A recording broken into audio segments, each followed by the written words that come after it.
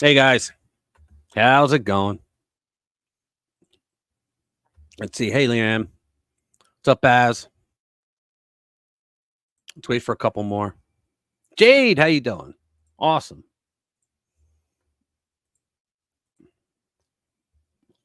I'm gonna make some news happen.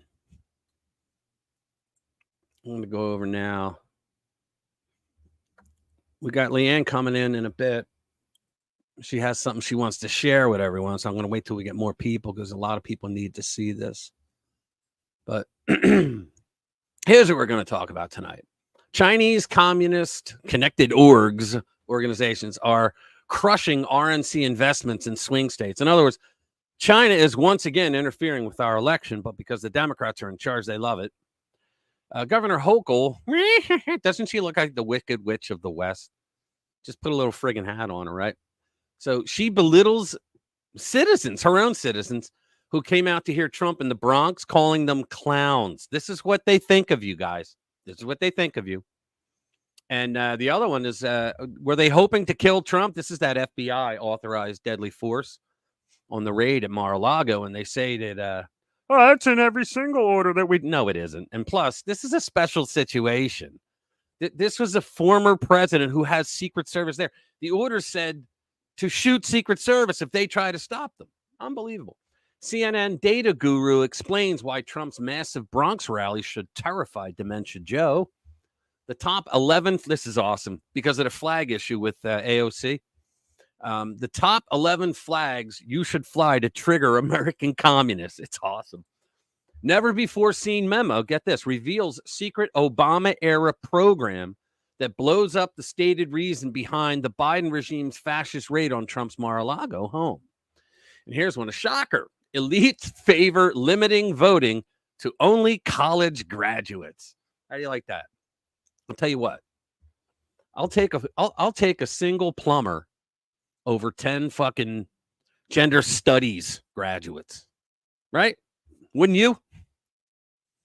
Absolutely. Yeah, Jay's on time. Awesome.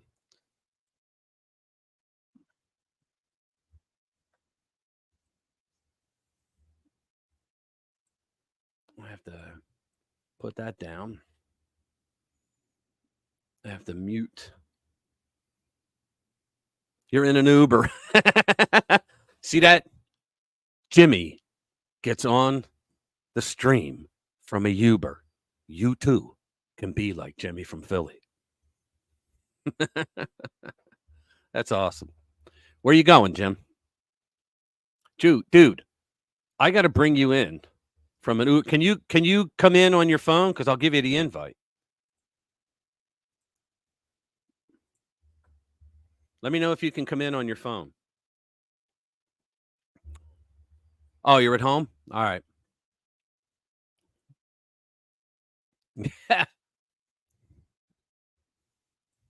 That's funny.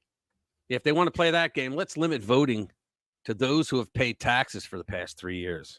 What's up, Ass? How you doing, brother? Well, Leanne, I'm going to send it to you, but I'm going to read the news first. Here they are. Copy this. It shouldn't take long. I read the news first, and then we have the free for all, and we just go nuts. So we bring everybody in. How many people we got so far? 7. All right, that's good enough. Let me see. Who we got here? Jade, Jimmy, Leanne, Baz. I guess the others will be coming. Hopefully. Let's see. That would be 1, 2. Ah, cool. All right, here we go. So let's see. What am I going to do first? Let's do this one first. Share this instead. From Blaze. New York Governor Hochul belittles citizens who came out to hear Trump in the Bronx, calling them clowns. Guys, this is what they think of you. They think you're a bunch of clowns. They never took Trump seriously as a serious president, even though he did more than all these jackasses have in the last 60 years.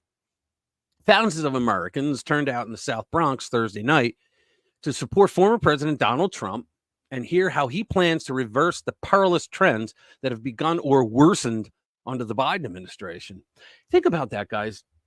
If you were an enemy to the United States, could you think of a better way to destroy us from the inside than what the Biden administration has done already? Despite leading with the headline, Trump bombs the Bronx, Axios acknowledged that the sight of Trump speaking to several thousand people in a predominantly Hispanic neighborhood in deep blue New York is a sign of the realignment happening between the two parties. And that's true.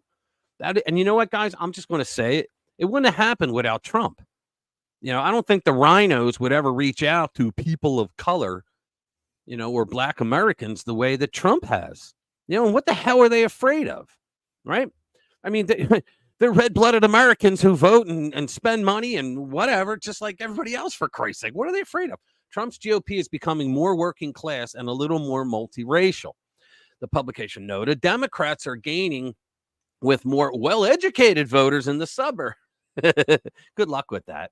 Just weeks after suggesting Black children in the Bronx don't even know what the word computer is, she actually said that. And calling New York Supreme Court Justice an extremist for following the law, New York Governor Kathy Hochul concluded on CNN's The Lead Thursday that the constituents of this diverse crowd of working class Americans were clowns. Host Very Fake, what is it? What do I call him? Very Fake Tapper. Yeah, Very Fake Tapper. He led into Hochul's seeming basket of deplorables moment by noting Donald Trump, former President Trump, he's holding an event shortly in the Bronx in an effort to attract voters of color, Latinos, and African Americans. Historically, a loyal voting bloc for Democrats, especially African Americans. And he writes, he says, the truth is this. This is a sport. This is politics of margins. What more do Democrats need to do to solidify and mobilize their base? And she says, well, my little pretty. She says, I'll tell you what won't make a difference at all, Jake. And that is for Donald Trump to be the ringleader, invite all his clowns to a place like the Bronx. There were a lot of people from the Bronx there. I mean, you guys see, look, shout out to Lou Valentino. Did you guys see him there yesterday when he was all over the crowd? There were all kinds of people were there. She goes on, New York will never, ever support Donald Trump for president. We'll see. Maybe he just might pull it off. We know him better than anyone, and that means we understand he's all about just for himself. How do people say that? He's all for himself. He didn't even take a frickin' salary when he was president.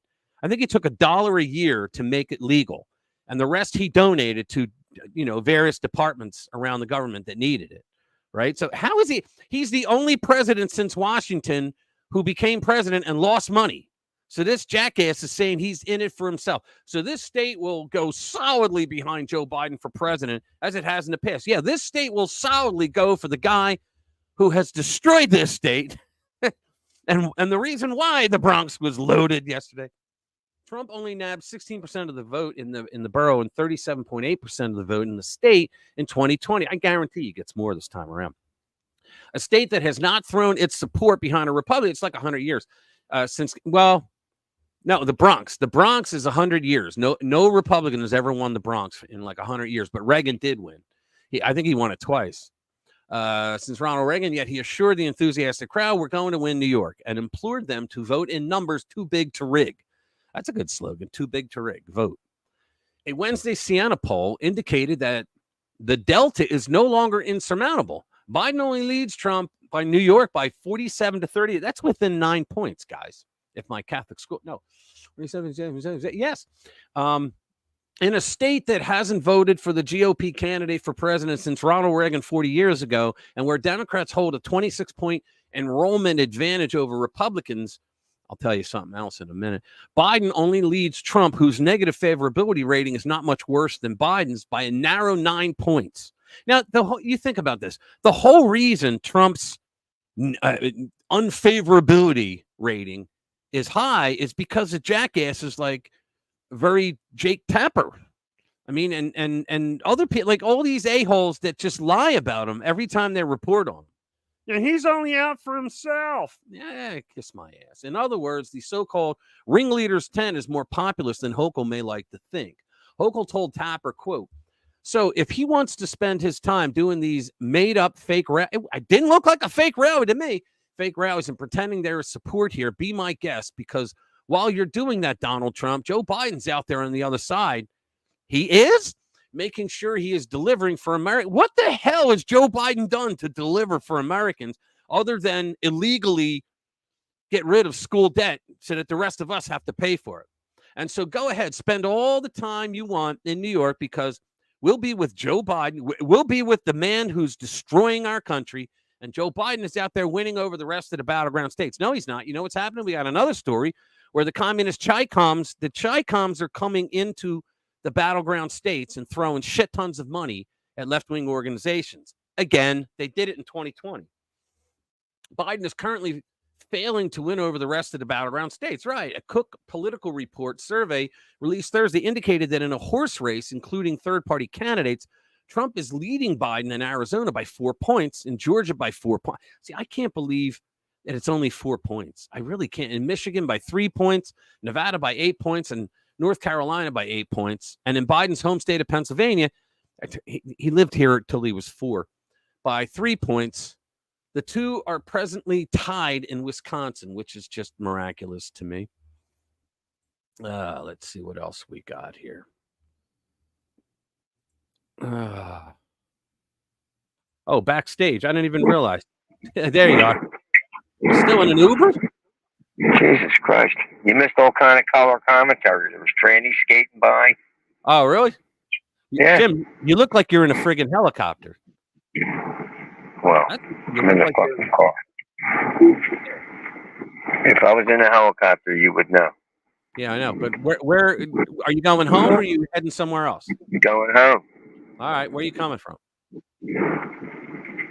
Center City. I got off the train.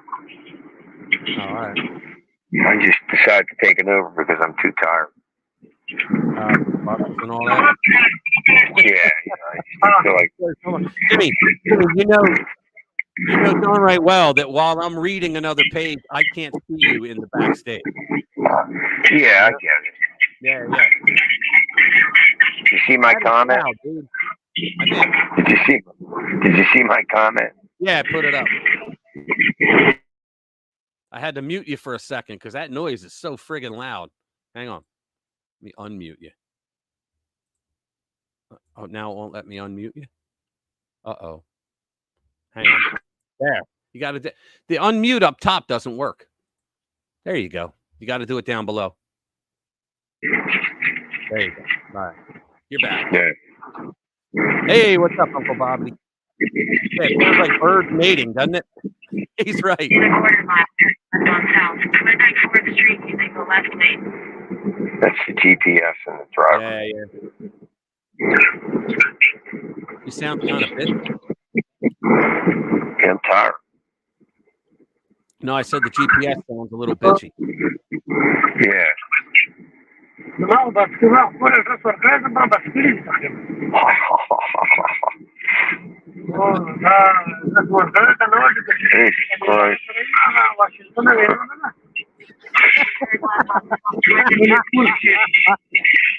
does it driver say to you?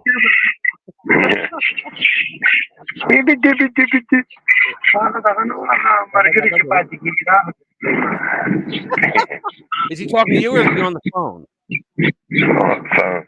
All right. On the phone. Did he try to stick his tongue down your throat? He's going to be. 3/4 mile, turn right on Reed Street. That's pretty loud, Tim. Is it? Yeah, it's pretty loud. I'm going to mute you because I got to go back to reading. All right. I'm getting ready to get off. So, all right. See you, man. Pop in when you're at home. I know he's still listening. All right, cool. So let's see. Yeah, let's go to this one. Gateway Pundit. Let's see. Let me share that. There we go. The Chi-Coms connected organizations are crushing RNC investments in swing states.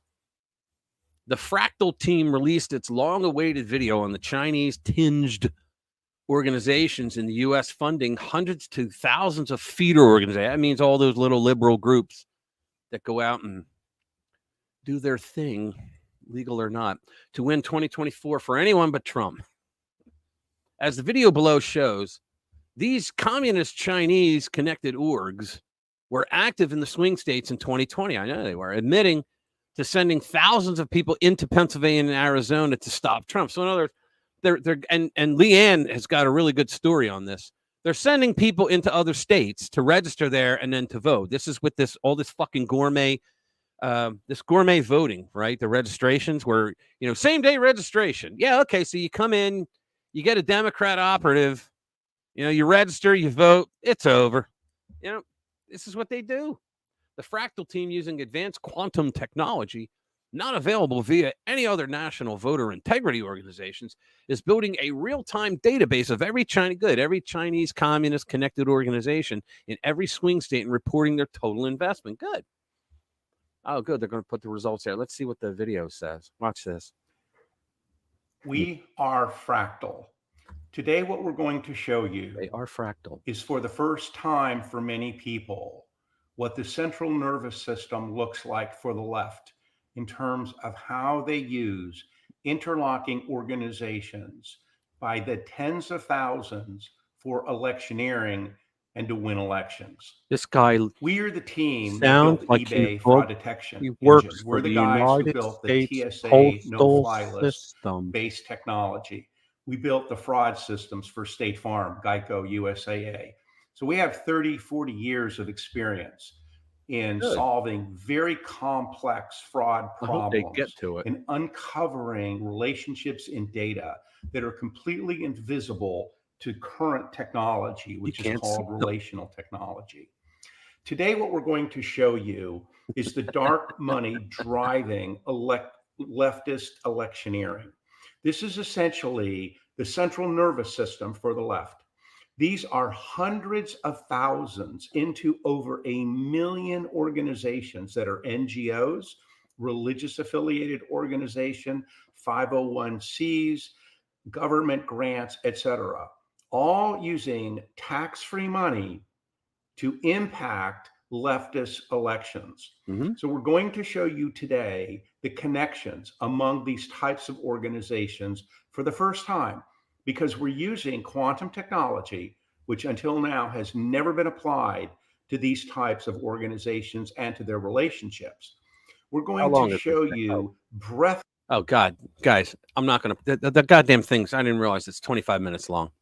You get it. The Chinese are cheating again for the Democrats. All right. Here we go. Let me move along. Let's see. So let's do. Here we go. Here's a good one. This is hilarious. You got to go out and buy all these flags now if you have liberal neighbors. All right. Top 11. This was done by the Federalists, too, which is pretty funny. Top 11 flags you should fly to trigger communist enemies of the people. There we go. Corporate media recently took old smears about a Revolutionary War era flag applied to Justice Samuel Alito after his wife allegedly displayed the provocative symbol in front of his home.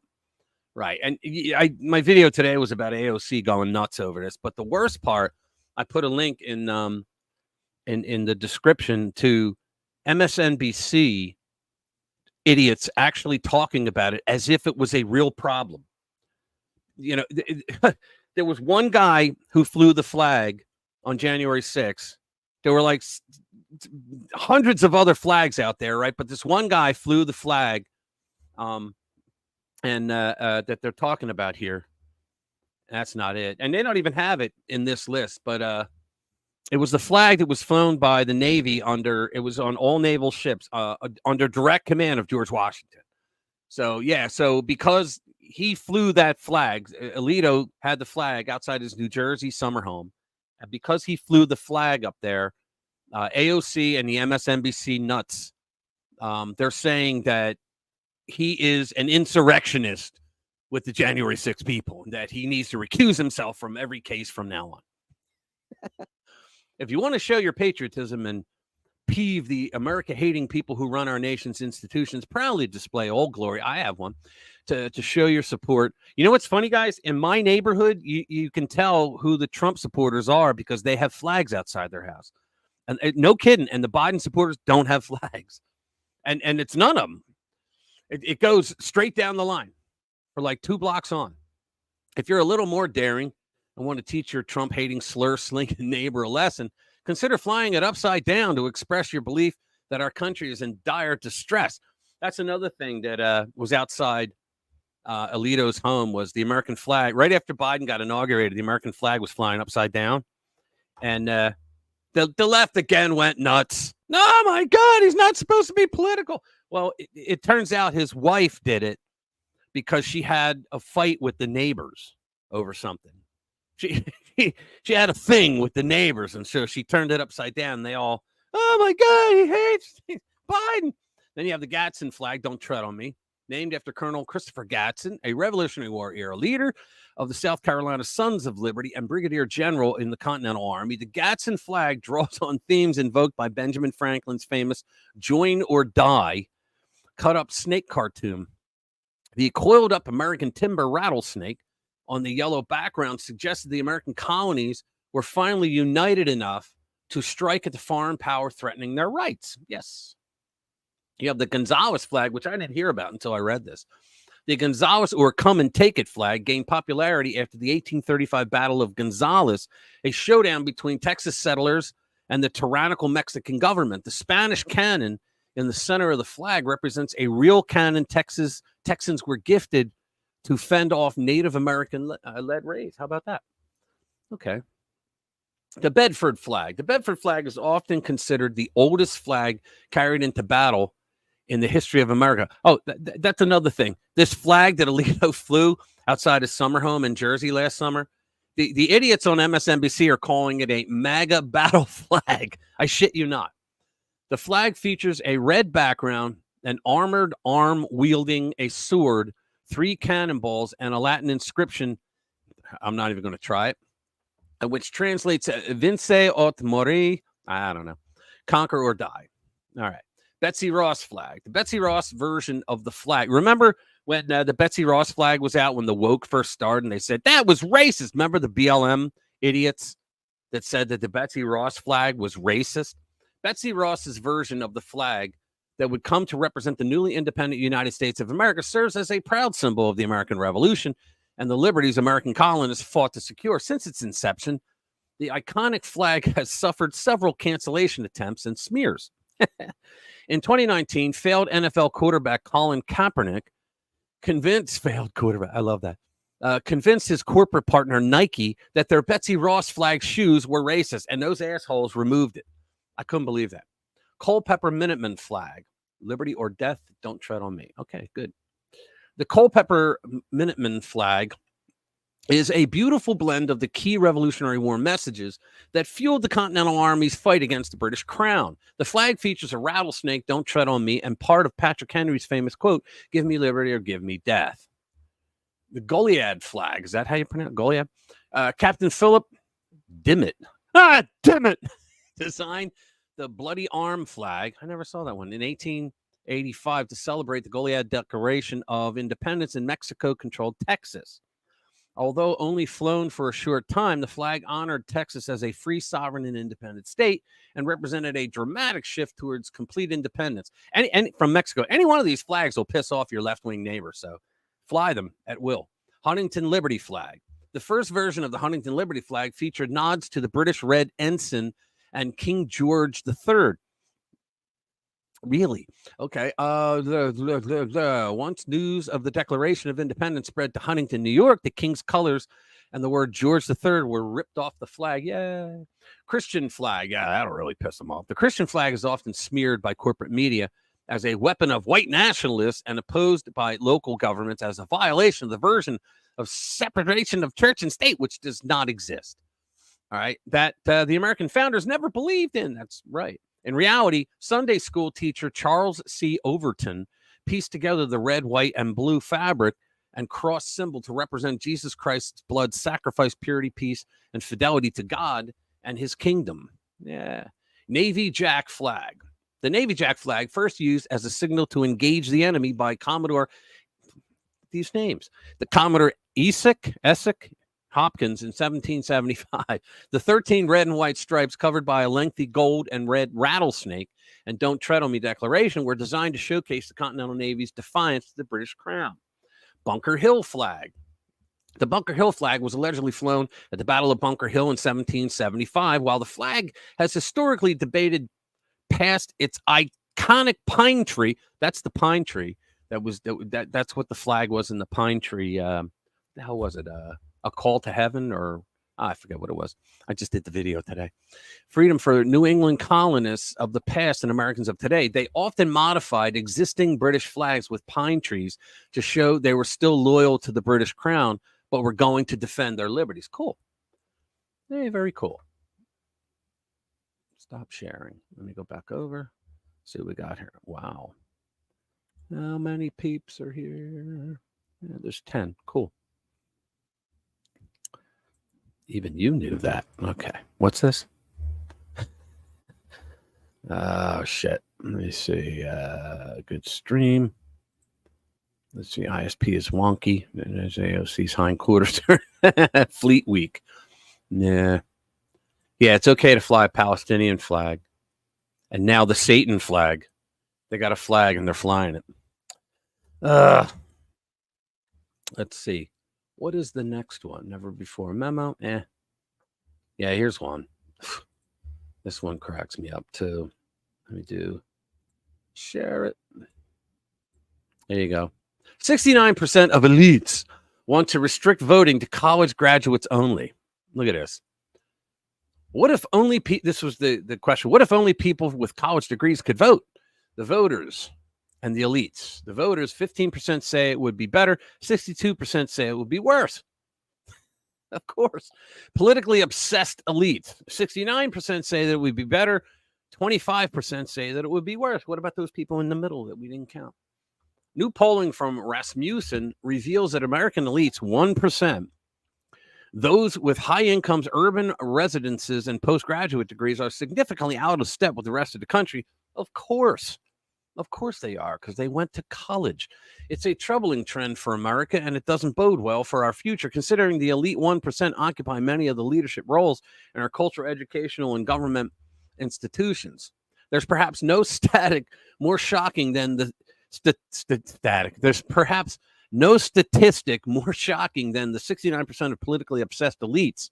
I like how they keep saying that, politically obsessed elites, who think it would be better if only people with college degrees could vote. By comparison, just 15% of all voters hold that view. Unbelievable. Let's see what this is. They believe they're in the mainstream. 49% of voters believe that most Americans agree with them on important political issues. 82% of the politically obsessed elites believe that most Americans agree with them on important. Of course, they're morons. That's because they don't get out of their own neighborhoods. What's scary about that? If you think about it in context of the administrative state, if these people believe that their views are representative of America, it justifies them cheating a little bit or bending the rules, because they can say, we're fighting for the American people. And that's exactly what they do. I mean, think about it. Every time they say that Trump is in it for himself, or he's only in it for himself. He took no salary, right? He's the first president ever who lost, I think ever, who became president and lost money personally, right? Rasmussen, it's actually harder to find places where the American people are with the elite. Why would they be? They look down on it. Like Hochul, she called them clowns at the rally, clowns. She's the governor. That's because they think that the majority of the people who were there were not from the Bronx. That's what they believe. Now, there were a lot of people who came from outside the Bronx and came in, but I'll bet a large majority of them were from Brooklyn. All right, I'm done with this. Let's see what else is there. Well, I think I covered everything I wanted to cover. Let's see. Is this one? Is this one Steve wrote? All right. I'll do this one because that's my guy. Let's see what's up with that. There we go. Were they hoping to kill Trump? FBI authorized deadly force on the raid at Mar-a-Lago. Until the Biden administration came along, I never would have asked this question, but with these people, and I use the term loosely, I believe there is no extreme they will not go to. Seriously, do you honestly believe that lethal force would even be a remote possibility? Me either.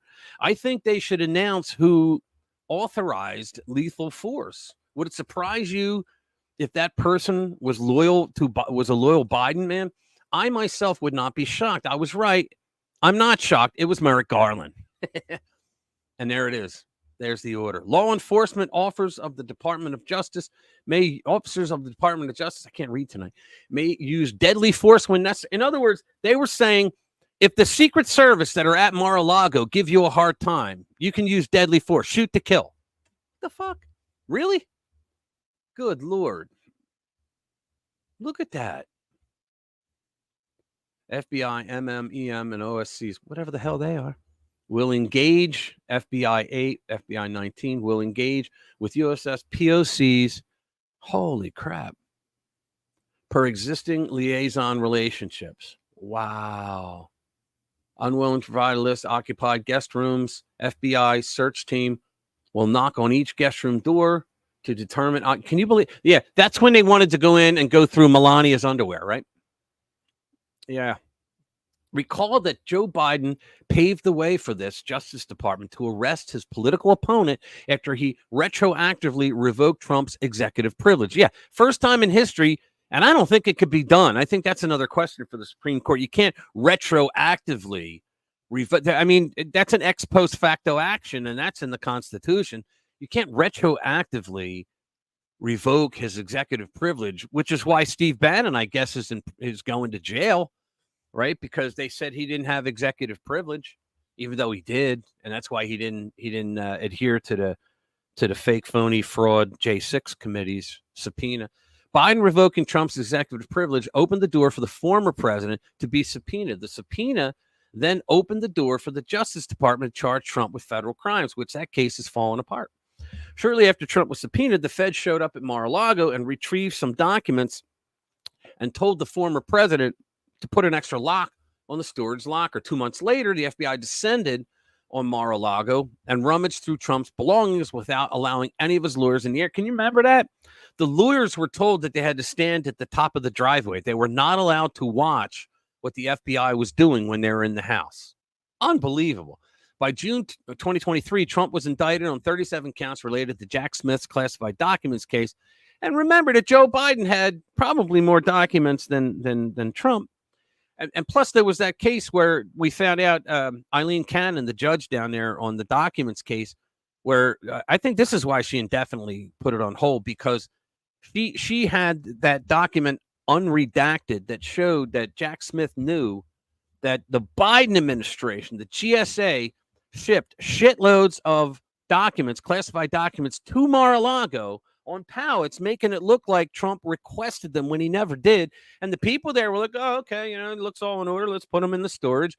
And yet Trump never asked for them.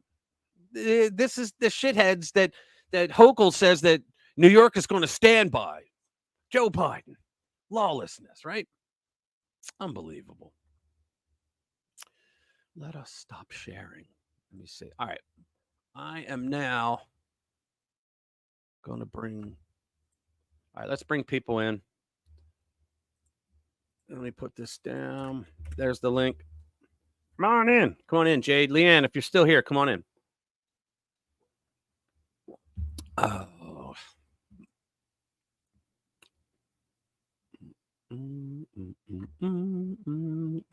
There she is. Hey. Hey, what's up, Leanne? Well, I just got off the phone with Mark Davis.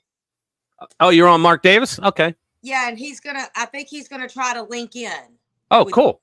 Yeah. I'll send him the link now. Yeah. I sent him all the copies of what I received today. And Good. he agrees with Hey, me. Mark, there you go. Hang on. Let me bring him in.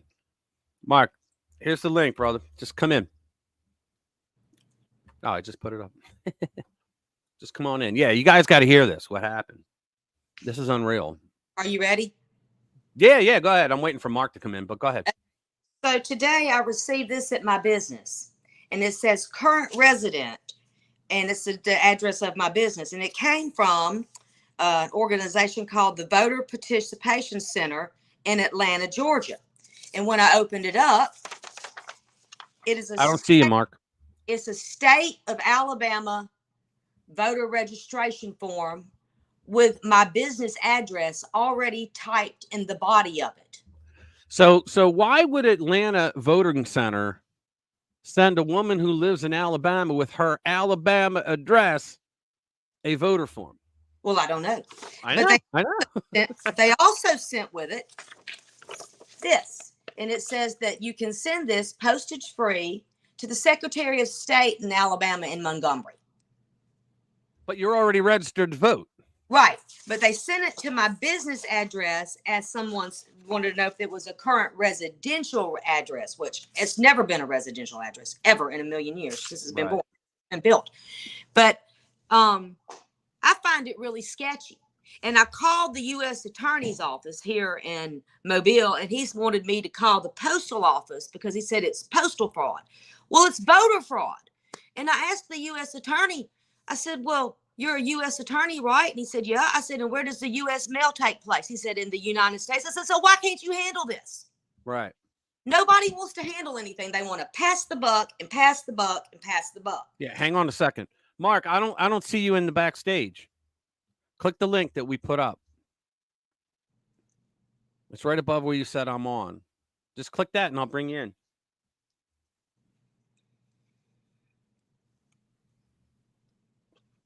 Yeah, I don't see him in the backstage area. Well, I told him to go on your RPW media, and that you'd posted the link he could get in. Yeah, I just posted. I'll post it again. You can just click that link. You can come in. Well, that's crazy, Leanne. It is crazy. Now I'm going to tell you something. I think since it's Atlanta, Fulton County, that might be another scam. What they do, what they want to do is say, okay, we're going to reach out to addresses, and if we get a return that nobody lives there, well, now someone's going to live there, but they're going to say, I live there, now I'm moving to Georgia, so I want to vote in Georgia.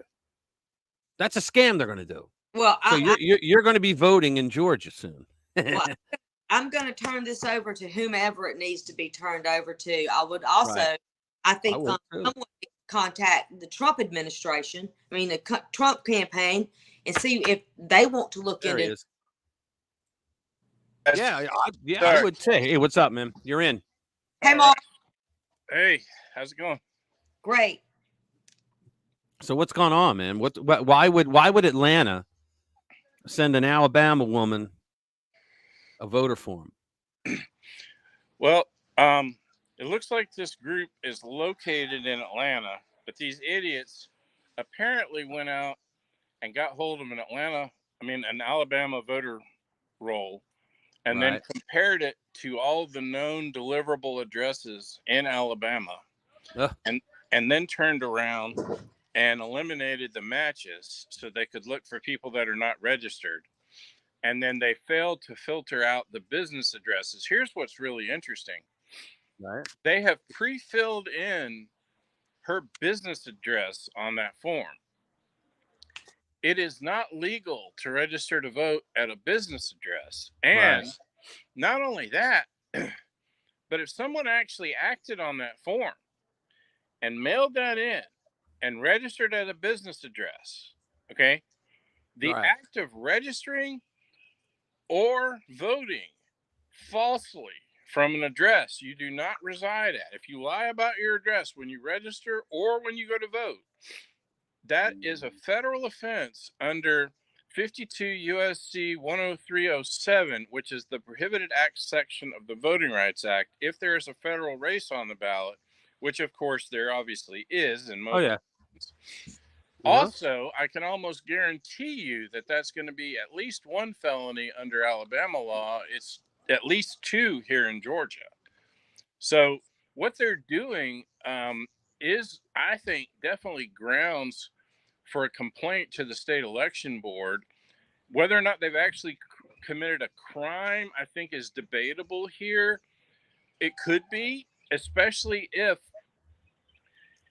these registration forms led to a whole bunch of people committing crimes by registering at non-residential addresses. I was just saying to Leanne, I don't know if you heard me, but that this sounds like another scam where they want to send out these forms, and if it gets returned to sender or something like that, then now they can use that address and say, oh, Leanne or anybody, they lived here, but now they're moving to Fulton County and they want to vote for Joe Biden.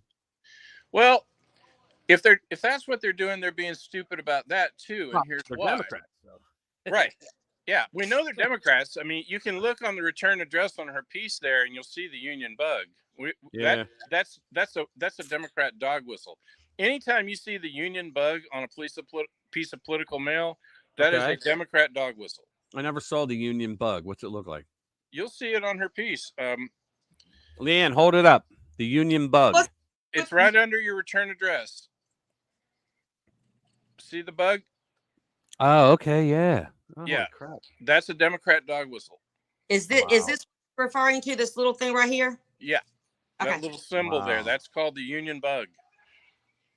So we know it's a Democrat organization operating out of Atlanta, and we know they're trying to get folks that are unregistered to vote. They may have profiled you for some stupid reason, maybe because you're female, I don't know.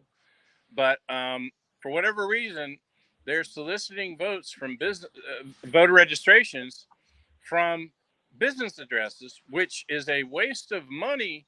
But if anybody acts on that, they could be committing a crime by doing so. Yeah. And I definitely think this is something to take to the state election board, if nothing else. And here's why. If the Alabama state election board is anything like the Georgia state election board, then they have the ability to recommend changes to the legislature. And they can recommend policy changes. And this kind of thing, this is bogus. And what's really interesting about this, there's a number of different organizations popping up all around the country that have built engines for detecting vote fraud. A whole lot of different organizations. Yeah. And there's a couple of different tools that they have for doing this. One is caste certification processing, which is postal service software, basically. And then the other tool that they have for doing this is comparing against property records. And what's happening all over the country, there are people finding voters that are being registered at business addresses. This is not happening just in Alabama. It's happening all over the place. And you can't do that. Yeah, it's illegal. Yes, it's illegal. That's like as bad as registering at a post office box. You can't do that either. No, you can't. In fact, in the law that just passed, I was just going over this with some people last night. In the new law that just passed, if it can be proven that somebody's registered at a business address, they specifically put in the law that the Board of Elections shall sustain the challenge. In other words, they said grounds for sustaining a challenge shall include, and being registered at a business address is one of them. Yeah, but Mark, you're assuming that the U.S. attorney really wants to do that. They don't. Well, here's the thing. The U.S. attorney won't touch elections cases most of the time. Most of the time, they want them to go through the Secretary of State's office. But here's the thing. What you're really talking about there is a jurisdictional issue.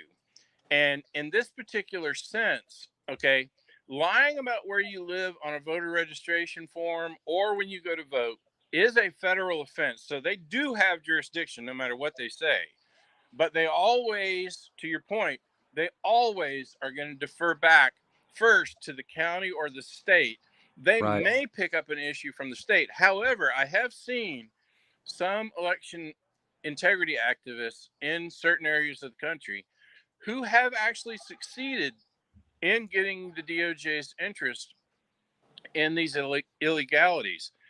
Now, what was really interesting, when I went through my fight with Fair Fight, the DOJ became a party to the case. And so they were given access as a party to the case to all the evidence, all the pleadings, all the exhibits. I mean, literally everything. Right. So there's no way they came through that trial without knowing damn good and well that there was massive amounts of residency fraud in Georgia in Hey, the Dawn. 2020 election. They had to have Yeah. known. They had to know. Yeah, you're right.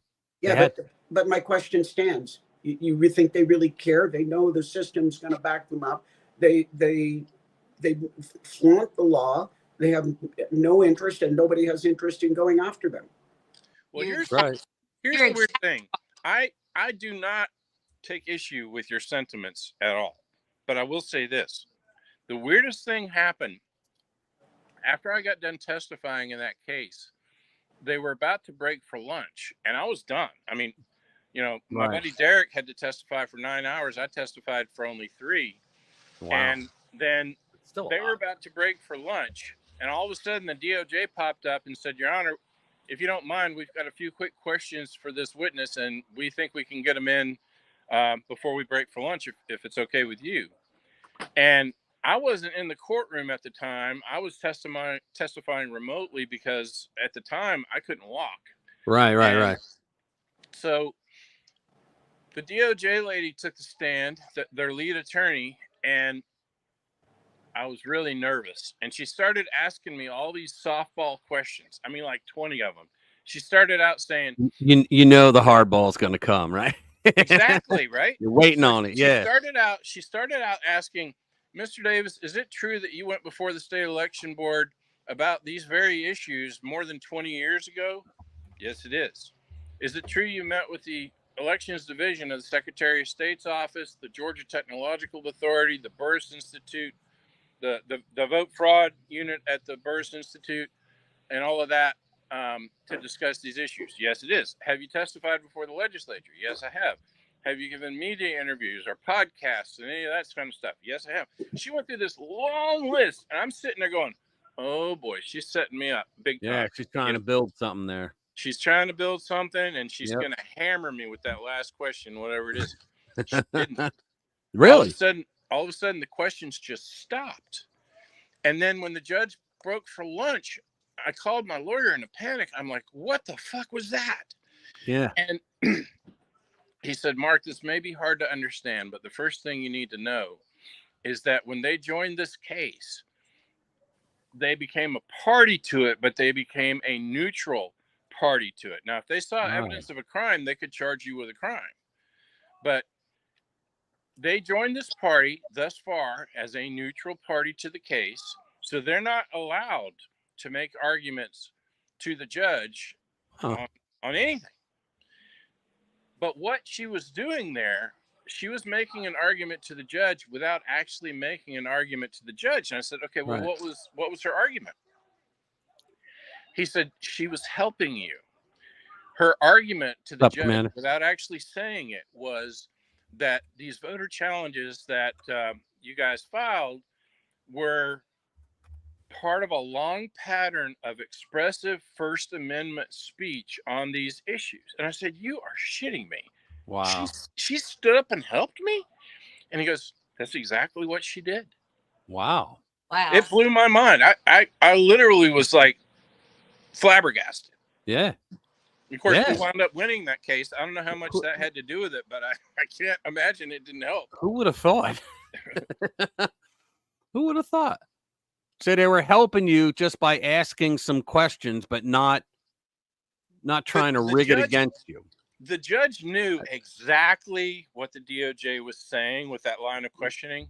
Okay. And my lawyer told me, I said, is there any chance the judge did not understand what she was doing? He said, 0. Good. So, yeah, you're right. The DOJ normally will ignore vote fraud. You're correct. You're absolutely correct on that. It has to be glaring. It has to be in their face. Right. They have and that's because the secretary, the state secretary of state's office should handle that first. And I'm not sure that I'm not going to call the news media, because I know a lot of people in them, and just bring it to the forefront on the local news. Anybody else? Well, here's what you could do. Reach out to the Trump team too. Yeah, I mean, you should definitely let the Trump people know about it. I think you should definitely reach out to a conservative or at least a fair reporter, okay? And if you know anybody that's an expert on Alabama residency laws, that would be a good person to go to. I mean, I know them here in Georgia like the back of my hand. I know the federal laws, but as far as the Alabama laws, I know they're very similar to Georgia's. There's going to be subtle differences, but in general, registering to vote as a business address is a no-no. Okay. Well, I'm gonna. Monday's Memorial Day, so there'll be nothing I can do that. But on they're literally trying to get people to commit crimes there. You can totally make that argument. All right. Wow. It is not lawful. And you know to what? lie about your residency. Nobody lives at that address. So if somebody claims to live at that address, they are lying about their residency. That is a federal offense. And again, let me give you the site. 52 USC 10307. You might want to jot that down, and you can look it up on Google. Yeah, but Mark, hold on. Say it again, Mark, for her. I'm sorry, Jade. 52 USC 10307. It's the Prohibited Acts section of the Voting Rights Act. Thank you. Go ahead, Dr. Jade. Yeah. What was I going to say? Is it not true, though, that they routinely ignore these complaints? I'm thinking of a couple of examples. I apologize for the noise down here. Sorry about that. I don't hear any. Don't worry. I don't hear any. Okay. I'm thinking of a couple of examples, like, the Secretary of State in Arizona being responsible for counting the votes in her own election. Yeah. And the bunch of stuff that you told me about, Rich, where, they basically proved fraud in Pennsylvania. Yep. And your Supreme Court shot down our Secretary of State. They slapped her for what she did. Yeah. Now the guy that was Mark Elias, by the way. And the guy who's involved in that is now trying to run for your governor. Oh, he is governor already. He is. Well, he was the AG. Oh. He was the AG, and he did not take a single case where people brought proof of fraud. He didn't take a single case. On this subject, I got some news for you guys. You're going to just fall over dead. I don't mean to change the subject, so let me come back to it, but don't let me forget. Yeah. Yes, my old friend Chris Carr, who I worked with on the Purdue campaign, who will no longer return my phone calls, is probably running for governor, but I have worse news. Really? I have worse news. I have worse news. Our old family friend, Gabe Sterling. Yeah. there are very strong rumors going around that he is running for Secretary of State. Really? Now, to put Wasn't he just slammed by a bunch of people? To put that into context, yeah. Okay, here's the deal. There is no term limit for Secretary of State in Georgia. Okay. Okay. So there's no way Gabe is running against Brad for Secretary of State. That's not going to happen. I am amazed. Let me interrupt for a second. I am amazed that Brad Raffensperger pulled that shit off after what he did. Well, let me get to that. He got Democrats in. I know. Yeah, let me come back to that. Okay, so if we know Gabe's running for Secretary of State, then we know Brad is voluntarily leaving the office because there's no term limit. Okay? He's probably running for governor. He is. That's what I was getting at. He's going to run for governor. So Brad, that's bad. So then the question becomes not whether or not either one of them can be elected to the office, because clearly the answer to that question is yes. Yeah, they can. But they can only do it with a bunch of Democrat support. So right. The way Raffensperger beat Jody Heiss is there wasn't much going on in the Democrat primary. So we had tons of Democrats cross over and vote for Brad Raffensperger in the Republican Party primary. So we need to do two things. Number one, you need to close your primaries, but go ahead. Yes. Number one, we need to close primaries. But number two, we also need to make damn sure that President Trump gets reelected, because there's no way in hell he will let either one of them go into those offices without coming down here and campaigning up a storm for their opposition. Yeah. And I've already been working to try to find somebody good to run for Secretary of State. I don't have an answer for that, but if I don't find somebody, never mind. Hey, Mark. Mark, will you send me the links on who I need to contact?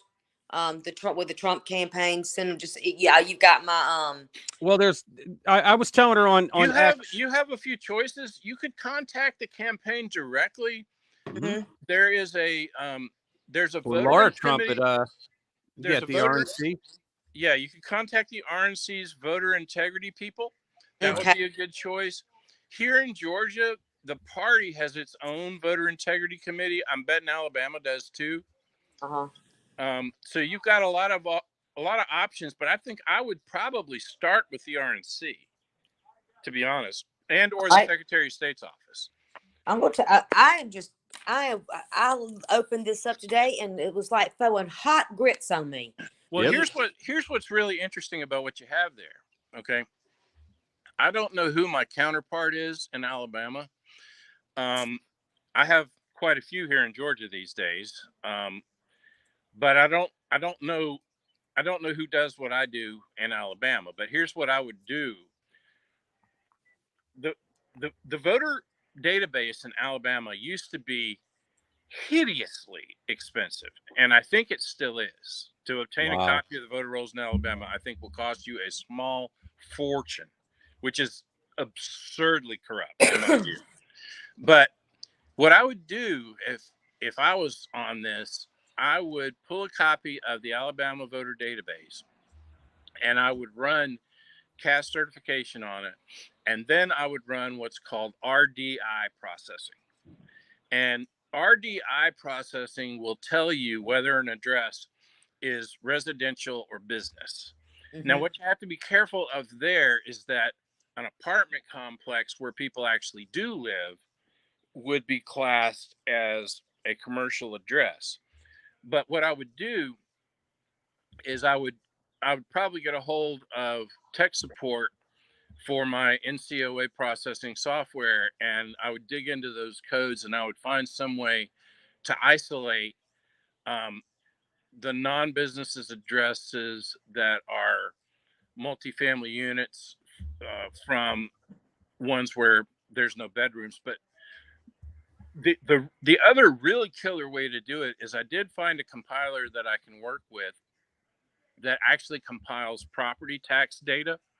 So what you could do then is get a hold of them. Okay, so after you run CAS, after you run RDI processing, then you whatever that is.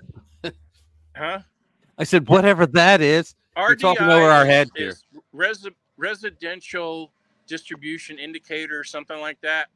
It tells you whether it's a business address or a residential address. So once you identify all the business addresses, I would then send that to this other compiler, and I would get them to bump it up against the property tax rolls and get the bedroom count and append the bedroom count. So then what you do then is you go to the Secretary of State's office with all the business addresses that have 0 bedrooms, and you would demand an investigation. And based on what I'm seeing here, I am betting that you would find large numbers of people registered at business addresses. You'd find commercial mail distribution facilities. You would find literal just zoned commercial businesses. Yeah. What do you got, Leanne? You said that it would be a crime if someone registered at a business and said it was their residence. Now, that's correct. Okay, so of course my brain goes way far above, beyond this thing. Well, what if I would have filled that out? You know, Alabama's a deep red state. Would they take my voting rights away? Would they put us in jail? Would that here's what's interesting. If you go to the Trump trial that's going on with the Fulton 19, okay, one of the accusations there against at least one of the defendants, Harrison Floyd, and probably others, is solicitation of a false statement. I would want to talk with an election attorney who knows Alabama election law real well and ask them, does this qualify as solicitation of a false statement? Because look at what they did. They pre-filled out that business address on that registration form. I was absolutely dumbfounded when I was like, what the hell is this? And look at it. And my husband's like, well, don't call anybody. They may try to get us. What are they going to do to us? I don't want to fill this form out. Yeah, you didn't do anything. You might get in trouble. Nah, you won't get in trouble. Just Well, just don't But you know, I tell you what. just don't fill it out. All You're- I know is that the wedding is done. We had the wedding this past weekend. It was Oh, beautiful. did you? Oh, that's right. That's right. I did see on Facebook some of the And photo. Congrats. I don't know if any of you all I believe posted too. in prayer, but I prayed every day for 3 weeks that it would quit raining at 11 a.m. on her wedding day because it was supposed to flash flood for the entire. What happened? It stopped raining at 11 a.m. on God the is good. dot every day. Yeah. God is good. I'm going to have to hop off, guys, but you guys have a great Memorial Day weekend. Enjoy. And Mark, thank you. And if you'll send me some information, because all of this stuff that you're talking about, I'm lucky I can turn the computer on, much less all this other stuff I talk about way over my head. So Thanks Well, for stopping in and thanks for sharing. Yeah, All right, this you is guys definitely take- something we can investigate. Do me a favor if you get a chance. okay. Find out how much an Alabama voter file is these days. It used to be $16,000. I don't know how much it is now. The voter database in Georgia is now $250, but over in I think it's South Carolina, North Carolina one, you can download it for free right off the internet. I mean, it's literally ridiculous what they're charging. File is how much is a voter registration? Is that what you said? Yeah, they may have changed it, but the last time I checked, getting a voter roll in Alabama would cost you $16,000. You know what? I'll check it out. I'll see who I can talk to. I know It's 1 penny per voter record. No minimum fee, no additional charges for the number of data fields requested. I would wonder what would happen, what the charge would be if somebody submitted an open records request for a certified copy of the qualified list of electors. There you go. Because under open records law, they're only supposed to charge you the cost of copying. They're not supposed to make a $16,000 profit. So That's I don't know. crazy. That's if I lived in Alabama, I would probably be all over that like white on rice. Used to be Georgia charged $6,000 till I caught the Secretary of State giving her buddies free copies. After that, she dropped it to $500, and then when the Republicans took over, they dropped it to $250. So now it's $250. I will see what I can find out on that, guys. It's dinner time here, and I got to cook dinner. So you If guys you can find a copy of the voter rolls, I'll run this analysis just to see because I'm curious about it now. You got Mark on the case, and he doesn't quit until he gets the answer. I don't usually. Yeah. So you're like a phone, right? I'm sorry. Man, you have a good long weekend and never discount the power of prayer. Yeah, Amen. exactly. Amen. All right, guys. Have a great weekend. Happy Memorial Day. Have a good one. You All too. right. Bye-bye. See you, Leanne. All right, Thank you. I had some other news for you. I'm trying to think what it was. Hey, Mark, can I told jump you- in for a sec? Yeah. Yeah. Go ahead. Another half of the question for you.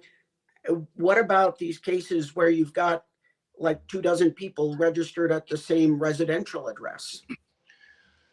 Well, here's the deal with that. And we just addressed that here in Georgia because back in 2020, just out of curiosity, I ran an SQL query and I said, select residential address, residential city, residential zip, as opposed to the mailing address, mailing city, mailing zip. You know, because you can get your mail at a different address than the one you're actually registered at. Right. So I ran a query, said, pull every residential address in Georgia, give me a count of registered voters at that address, and then order the output of the count descending by the count.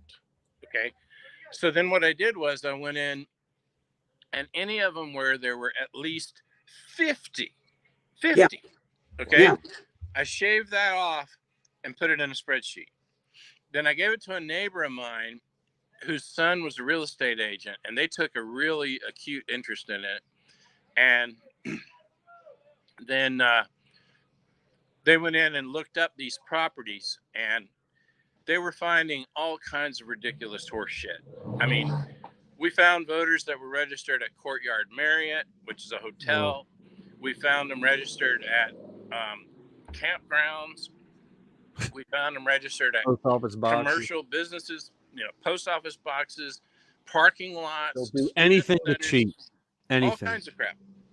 And I'll So bet here's- those people were from those voter rolls that they get through the NVRA. Well, so here's what happened. Word got around about that. And then other people, other than me, started digging into it big time. And some of them are using fractal processing and all kinds of high-tech stuff. But what happened was on February 15th, the head of the Georgia Election Integrity Committee and me and Jason Frazier and Dr. Rick from Eagle AI, we all went and testified. We all testified on this particular issue. And the new law was changed so that now, if we can show information from a government source, which would include property tax records or U.S. Postal Service data, if we can show an address is a business address, then that shall provide probable cause to a board of elections to sustain a challenge. Shall, not may. Shall. Kind of like that's muck. a huge deal. But do they run with it, or does somebody just like slow walk it? No, what happens is under the law, and see, this is the reason I was on this topic last night. I got a call from some guys up in Forsyth County that submitted a challenge. And if you want, I can send you guys a link to the law. I have it handy. But they called me up because they were upset because their challenge got declined. And I'm like, well, what was your challenge? And they said, well, we were challenging people that were registered at business addresses. I said, well, what was the problem? And they said, well, they said we identified them with third-party software. I said, that's not what the law says. And they said, well, that's why we're calling you. What do we do? I said, well, let's go read the law. We pull up the law. It doesn't say anything about third-party software. NCOA software is third-party software. The post office doesn't write that software. They license it. Okay? Right. And the property tax data is still let me give you an example. All right, say I have a campaign volunteer and I say, go down to the property tax office and look up this address and bring me back those records. Well, that volunteer's a third party. That doesn't matter. What matters is what the property tax data says. Right. And so anyway, it's going to be a situation where eventually we probably have to file a writ of mandamus or something to try to force them to obey the law. Right. But at the same time, the law just changed. I mean, the governor literally just signed it. So a lot of these board of registrations are still trying to understand, where they stand on this. And it's going to be a process, I think, to try to get them all on board. And the state election board may have to take a role in this. But basically, if you prove using government records now that someone's dead or registered a business address and one or two other things, that shall be grounds to sustain a challenge. Now that means that it shall be probable cause to sustain a challenge. That doesn't mean they have to rule in favor of the challenge, but it is probable cause that they must investigate it. So, and then, it says that they shall sustain it if they find that evidence is accurate. So, that's where that stands. So that's just here in Georgia. Those laws are going to be different in Alabama. I don't know what Alabama law says. I honestly, I have to look. I might be able to find it, but this is a very interesting thing. Yeah, this should definitely be run down. But And again, I'm trying to think what the other big news to tell you was. Damn it! Oh, okay. So, ACJC, Jay Sekulo's organization. I reached out to them last week to see if they might be interested in taking on Fair Fight after what they did to me and some of the other Georgia people and True the Vote. True the Vote, yeah. They're interested. 3 years of bullshit. 3 years of bullshit, yeah. So they're interested. Really? Yeah, I'm supposed to gather up the case documentation. They Sekulo's group's like a pit bull. Well, if nobody starts fighting back, if these folks, don't pay a price, Right. then what's going to stop them? They have to pay a price. You know, That's the my only. dad You got to was- hurt them in the pocketbook. That's the only thing that'll make them understand. Yeah, and that goes back to my point. You've got liberal prosecutors, liberal Congress critters, you've got liberal judges, and like what was that lady in New York said, oh, the Second Amendment has no place in New York. I mean, they toss out the law, they toss out the law, they make it up as they go. The judges, I mean, look at the Trump cases. The judge is making the law up as he goes along. Yeah. Well, And so this is. Yeah. Well, This is- Marshawn, I think, is in on something with. Yeah, the this Biden is administration. the Engeron and Juan Marchand, and Yeah. you I know, think they're those in on two- something with the Biden those- administration. I do. those two are just nuts, and they make it up as they go along. And the thing is, you go higher than them, and they've got somebody who's even more liberal that's not going to take them to account. And Yeah. it's just Well, New York and the federal government are just two totally terrible places for Yeah. Trump. I mean, because this of Biden goes- and New York. This goes all the way up to the U.S. Attorney General. What's his name? Merrick Garland. Thank you. Yeah, he's a Goes piece up- of crap too. Merrick I Garland, can tell you this. I can Look tell at you this, look guys. at Merrick. Look what he does in this country. And now I'm getting real. It's cool down here, and I'm not cool right now. I'm getting real. Yeah, I don't like up. him either. You know what? I don't like Turtle McConnell at all. But Oh, God he bless did- what he did for He Merrick did Garland. one thing. Yeah, One Yeah, thing he in his kept him whole off career. the Supreme Court. One Guys, And thing for in one his that, second, I I'll will be right forgive back. him career. about. But And for that, I'll Garland- forgive him about 10% of the shit that he's done. Garland, I mean, in this country, thank you, Merrick Garland, we have political prisoners. Oh yeah. Okay. Oh, yeah. And In the DC gulag. yes, Yeah. and we have criminals running around burning down cities There you that go. are never looked at. And this is what really gets me fired up. Like I say, I don't need the heater in my basement here. It's just so entrenched. How do you deal with it? It is so deep that all the way to the U.S. Attorney General, you take it all the way up, and he still won't do anything about it. And then you get to the Supreme Court and you win, and the lower courts don't obey it. Okay, They- on that topic, let me let me tell you a couple things a lot of people don't know or don't realize. Okay, so in the Fulton 19, if you recall, so Fannie Willis and Nathan Wade, they got caught having an affair, and then when they got caught and they got butthurt over being caught and having the controversy and all of Played that. the race card, went to church. Yeah. Yeah. all that. Okay. So she went and gave what we're calling the church speech. Right. Okay. So, He may have broken the law by doing that, by the way. oh yeah, Yeah. she did. She gave that speech right in the heart of the jury pool. Yep. And so, And her whole point was that of all the men in that department, the black man was singled out for this. Prosecution. Yeah, right. So does Well, that mean she was sleeping with all the men in the Yeah, department? excuse me. How many of them were you sleeping with, honey? Yeah, exactly. okay, know- so what she did there with that church speech, lawyers refer to it as forensic misconduct, Yeah. but it also taints the jury pool. There's all kinds of reasons that, Well, it's prosecutorial problem. misconduct too. yeah. And towards that end, Rich, under Georgia law, there's certain things that a prosecutor can and cannot say, but they're also barred from getting other people to say it for them. You follow me? Yep. So then Merchant files her motion with the judge, and the judge rules on it, and he splits the baby.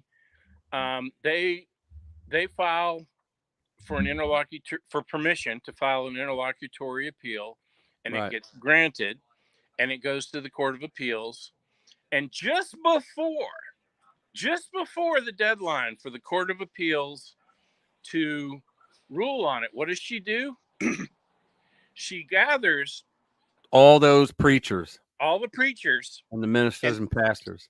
to Yep. put that in context. Okay, in Atlanta, once you get endorsed by all the major preachers and you're a black Democrat, it's a Everybody's voting for you. Yeah. yeah. So she gathers them. They all have very carefully scripted remarks where they badmouth Trump and talk about how she's a gift from God to get Trump and all this kind of stuff. And then she takes the mic and calls Trump supporters evil in the heart of the jury pool. Yep. Okay. Yep. So to me, it seems like she was just daring the Court of Appeals to accept the appeal, which they did.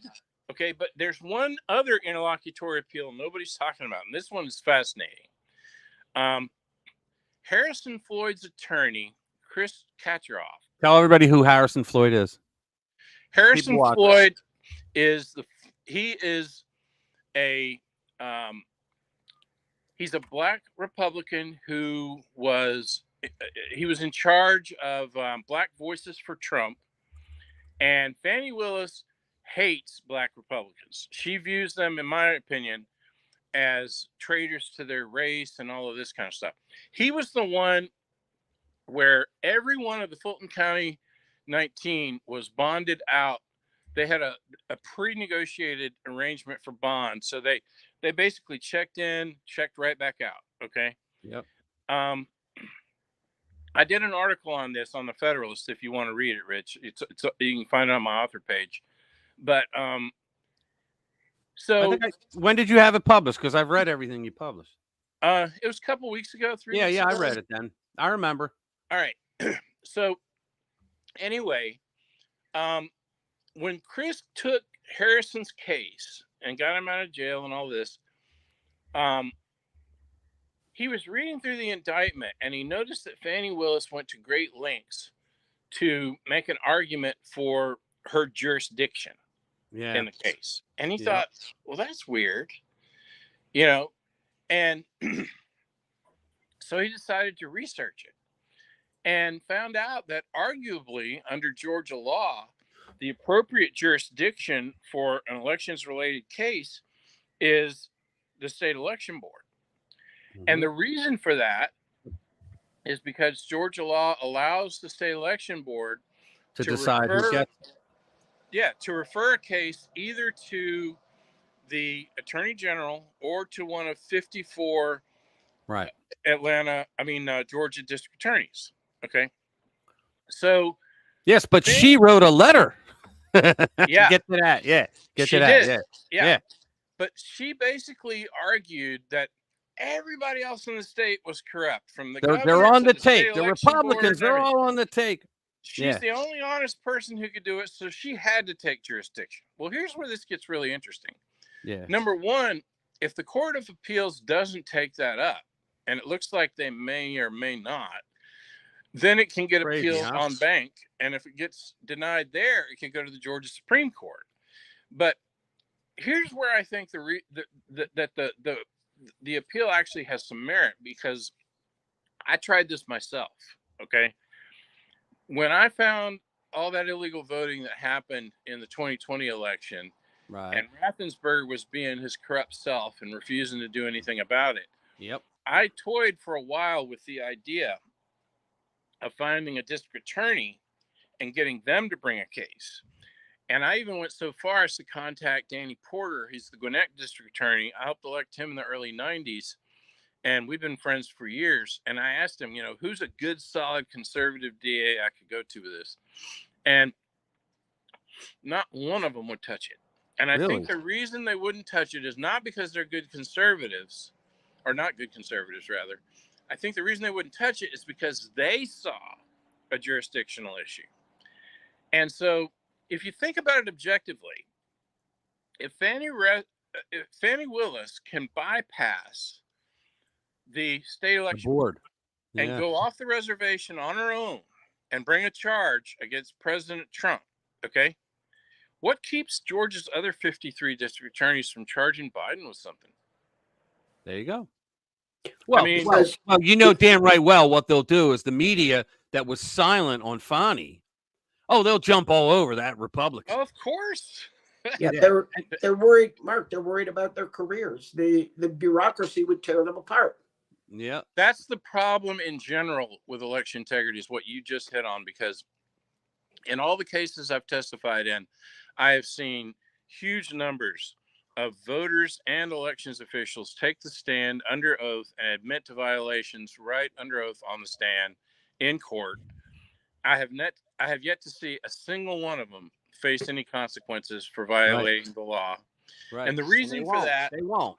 state election board, county election board members, the Secretary of State's office, the state election board, the AG, they're all scared to death of election law. They're all afraid they're going to get labeled as Republican vote suppressionists, or whatever the hell else, or be a victim of a major lawsuit from Mark Elias. And that's still a threat. Counties are still receiving threatening letters from Mark Elias. Who meanwhile was going into courtrooms in the key battleground states and fighting against election integrity laws. He did it in 2020. He just fucking bragged about it on X. Well, look at last night. I get a call from these guys in Forsyth County, which is one of the most notable Republican counties, one of the largest and most solid Republican counties in Georgia. If we can't sustain a legitimate challenge in Forsyth County because they're scared to death, we're screwed. I mean, we're just screwed. Oh, yeah. How are we going to sustain challenges at all? And one of the things I said to the state ethics committee when I testified, I said, y'all, please give people who file challenges some I watched protection that. from I watched lawsuits. that. I watched you say it. Yeah. Yeah. I And watched you. they seemed open to it, but I have not heard anything that they did other than arguably mandate the conditions by which a board has to accept them. Yep, they're all worried about their careers. They want a Yeah. career in law, and then they want to go into politics. That's what it is. And the bureaucracy is so deeply entrenched that if you're not part of the hive mind and think the way they do, they're going to tear you apart. Well, now you know what's happening to Trump. Yes, exactly. He went against the deep state. That's what I wanted to tell you guys. That's what I wanted to tell you guys. The other thing that's happening, if you go to every single one of these cases against Trump, okay, if you dig deep enough into it, you will find a trail of breadcrumbs leading all the way to the White House. To the White House. Okay? Yeah, I said that for the last couple of weeks. Every one of them. Here's where this gets interesting. If Chris's motion carries and the court rules that Fani Willis never had proper jurisdiction to bring the case in the first place. Oh, lawsuits galore, civil rights violations. Exactly. Oh. Exactly. Fani Willis will face millions of dollars in lawsuits. And if the White House is connected to it, that's a bigger scandal than Watergate. Oh, huge. Although you have an unwilling press that will try to report it, but we now have a press. We have a right side press that can report it. So fuck them. But gentlemen, the only good thing about it is more and more people are seeing just the tiniest spark of light and turning around and saying, I don't care. You're going to call me names anyway. Oh, yeah. Because well, that's the Trump effect. Trump gives off extinction bursts all the time. When I was in the service, 12 years Air Force, when I was in the service, one complaint of any kind of racism, sexism, anything like that, for an officer, and your career was pretty much dead in the water for at least 5 or 10 years. And that's just they just didn't want the smell of it. Right. They didn't want the press. They didn't want the stink of it. Yeah. They didn't care if it was true or not. They didn't want the smell of it. So they weren't going to promote you. And one accusation of some sort of behavior, and you were done. Yep. You were done. And now more and more people, as I long ago came to this, I don't care anymore because you're going to call me whatever ist anyway. So why should I try and make, bend over backwards Oh, to, exactly. Well, so in other words, they get the big old middle finger at this point, and I don't care anymore. I got a great attitude. You know what my attitude is? I don't okay. care. Yeah, I don't care. That's you my don't attitude. care. Well, I don't I'll care. tell you what. Andrew Breitbart years ago had a saying. He had a phrase where he said, "Walk towards the fire. Don't care what they call you." Yep. And he was right. Yep. Walk towards the fire. Don't care what they That was call awesome you. quote. Awesome Yeah, quote. because it doesn't matter what they call you. And let me explain this. Donald Trump comes along and he creates an extinction burst. Does everybody know what an extinction burst is? It's a psychological term where, for example, if all right, you go up to a soda machine, right?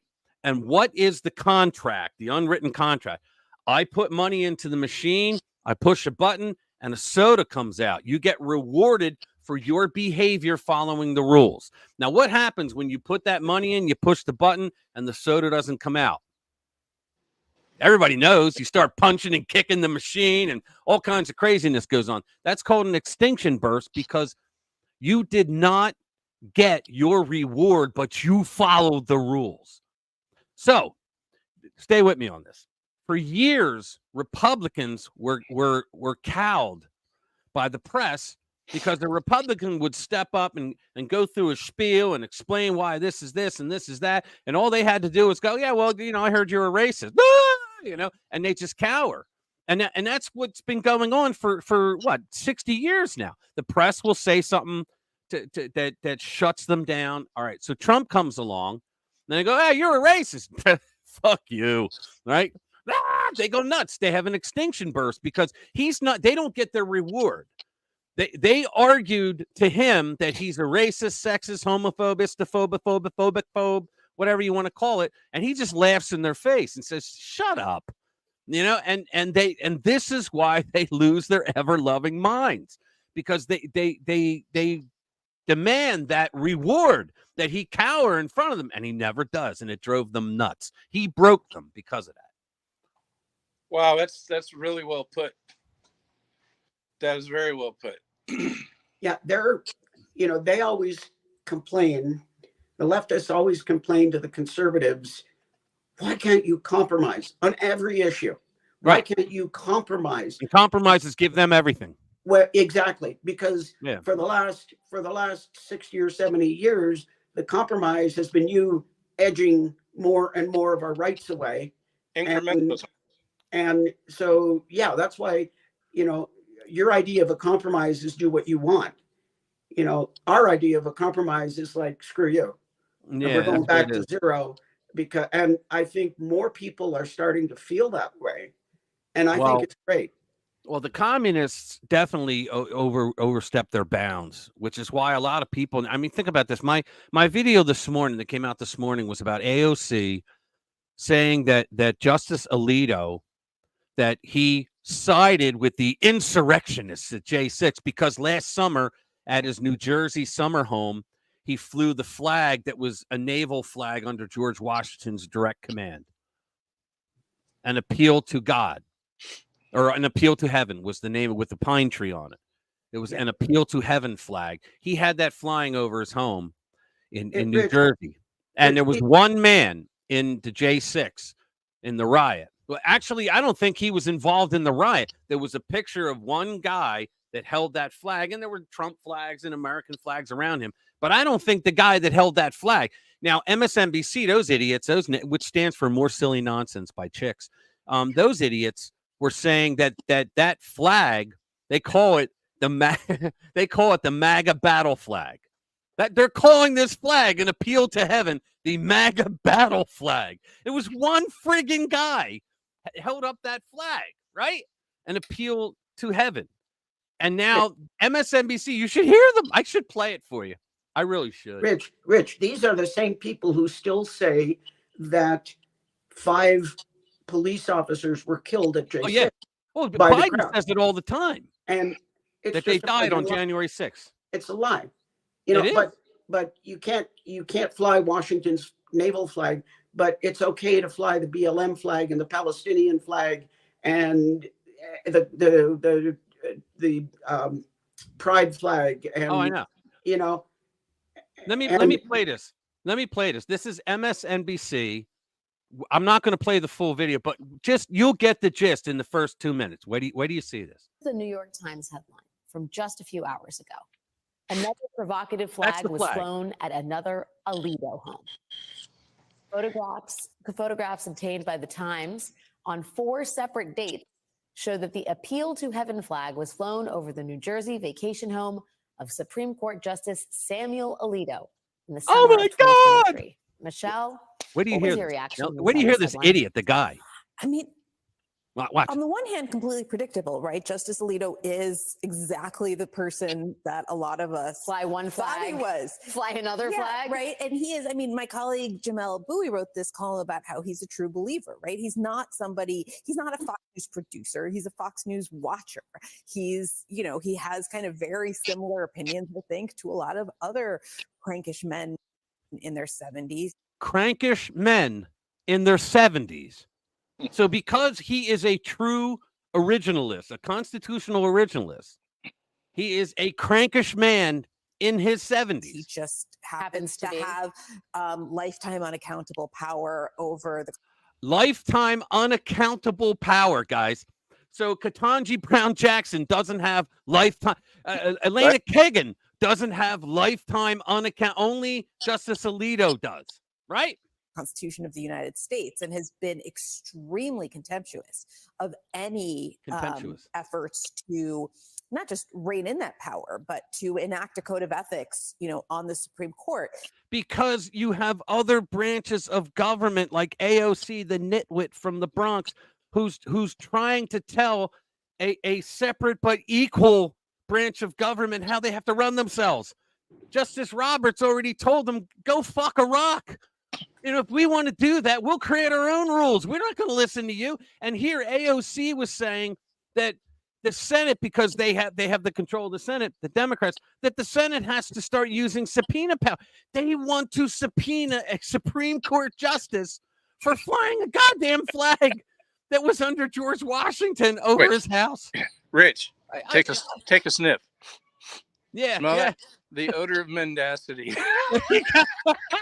But wait, you got to hear the guy though. He'll be up in a minute. The Supreme Court just under pressure just adopted a code of ethics that said that justices should recuse themselves. I don't know if I'm going to get the language exactly right, but I think when it can be reasonably inferred. Now, for a Democrat, when it can be reasonably inferred means anything they come up with, like flying a goddamn flag over your summer home last summer. Hey, Trump drinks water. He drinks water. Yeah, exactly. I mean, I know. I was saying, well, that means that anybody, there were some people at J6 that wore Nike sneakers. My God, that means anybody in the NBA, you're an insurrectionist. I mean, but Rich, fucking stupidity don't you know anyone who confuses correlation with causation eventually dies? Yeah, I know. I know. Hey, Rich, yeah. Rich, this whole thing makes sense because they absolutely hate our founders. Oh, absolutely. Oh, yeah. But think about this. I have someone I'm very close to who sends me emails from MoveOn.org.